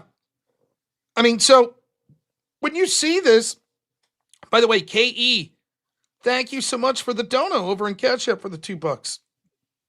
Appreciate it. When you see this, right? Like, make no mistake about it. This was all designed. It was designed to open the door, and he's right. It's the barbarians at the gate. And I think the thing he says there that you should pay attention to is he correctly says your multicultural leaders will open the gates. And that's true. We see the secularist. We see the atheist. Yes, yes, yes. Cultural relativism. Our culture is no better than these cultures. Let them in. But what he also says that I think should stand apart, particularly if you're a Christian, it will be your holy men. It'll be your pastors, your preachers. They'll be the ones to bring in the very tool, the very group of people that will end them. And that's exactly what happened. And we don't just see it, by the way, with Islam. We see it when it comes to a bunch of other secular stuff. It's your preacher that's telling you, you have to accept the trans issues. You have to accept the LGBT issues. You have to accept the mass migration. You have to accept Islam becoming more and more prolific. We'll just have to send in the ultimate force, Rob. Joe Booper. Oh, yeah, yeah. No, this is eradicate. So it's certainly it's unbelievable how obvious this all was. And back then you had people telling, I don't see the problem. We had mass shootings at places like Charlie Hebdo for the crime of what? Drawing Muhammad. Then the vaunted news journalism in the United States that pats themselves on the back and holds truth to power, not one of them would show the pictures. Wouldn't hesitate to comment on or show pictures critical of Christianity. That'd be fine. But no. And we all know the reason. They didn't want to be killed. And yet, they know that about radical Islam and will still say in the same breath, but import them, there's no problem here. If there's such a problem that you can't even report news stories because you're fearful of this group of people, then they're not safe people that add to the culture that you want to bring in. So, I mean, I saw that clip the other day and was like, there's a bunch of Hitchens clips like that, by the way, that are just tremendous. I've been watching a lot of old clips lately, and I've been seeing a lot of warning clips from the past. So it's been interesting. Oh, I keep forgetting Rob Reiner's name's also Rob because I see people commenting on like stuff. Mine's like Trump didn't like Rob. I'm like, what did I do? And I'm like, oh right, Rob Reiner. Yeah. So Trump's already coming down on you, Rob, really hard. He's pissed about my stream tonight. Hey, it's not normal America over there. He's just speaking Rob America. Yes. How dare he? So, all right, everyone. Well, that's going to be it. We're going to wrap up. We're raiding over to Speakeasy's channel. So we're going to do that. Avarice, thanks so much for everything tonight. Appreciate it. I'm heading to the back. Enjoy, people. So I'm going to get some sleep tonight. I appreciate all the donations that came in. You guys are the best. We'll get to that $5,000 goal someday. We'll get there. Damn it. We could do it. Thanks to everyone who rated over on Rumble, too. Hard News Network, thank you so much. We'll be back tomorrow around noon. We'll do a call-in show, noon Eastern time. So all channels that you're watching on now, you'll be able to watch there. Your opportunity to call in and discuss any stories that you want. Disagree with me, agree. Talk about stories I haven't talked about or ones that I have. It doesn't matter as long as it's within terms of service. Oh, the hero of Pondy Beach was shot by the cops. My goodness, if that's true. That's horrible. Tomorrow night at 9 p.m. Eastern, I'll be debating who would have been better, Trump or Kamala. That'll be at 9 p.m. Eastern, so that should be a lot of fun. Reverse Massage, my prayers are out to you, man. I'm sorry what you went through. Our prayers are with you. Thanks so much to everyone that helps me out. Avarice, thank you to my editor, Black Elk. Thank you to all of my mods who are fantastic. Thank you to everyone who donated, everyone who chatted, everyone who gave a thumbs up, and everyone who just watched. On all platforms, thank you all so much. We're going to be raiding over to Speakeasy. I think he's got an open debate panel, so it should be pretty good. I will be back at noon tomorrow. as we talk about sort of what went on today with me being critical of Trump, never forget the mass support for the assassination of Charlie Kirk and how the left treated it, tried to make themselves victims, and then went after his wife afterwards. Never forget that that's what they truly think of you and what the stakes are. Say a prayer for Charlie Kirk and for his family. Thank you so much, everyone. As always, have a good one, and we will see you tomorrow around noon. Only in America is it possible to say, you know what, I don't like the way the country is going, and to do something about it. Take that risk. Take that leap of faith. Stay involved. Trust God and act obediently. Romans 12:2 verse. That God will use all things for good for those who love him. It's bigger than you. I want you to remember that. It is bigger than you. It's bigger than me. You are here to make somebody else's life better, the pursuit of liberty and freedom. You know what gives me strength? The hundreds of thousands of you that say, Charlie, keep going. 1 Corinthians 5 and 15. So that's all pretty amazing evidence, not just intra-biblical evidence, but extra-biblical evidence that Jesus Christ was a real person. He lived a perfect life. He was crucified, died, and rose on the third day, and he is Lord and God of all.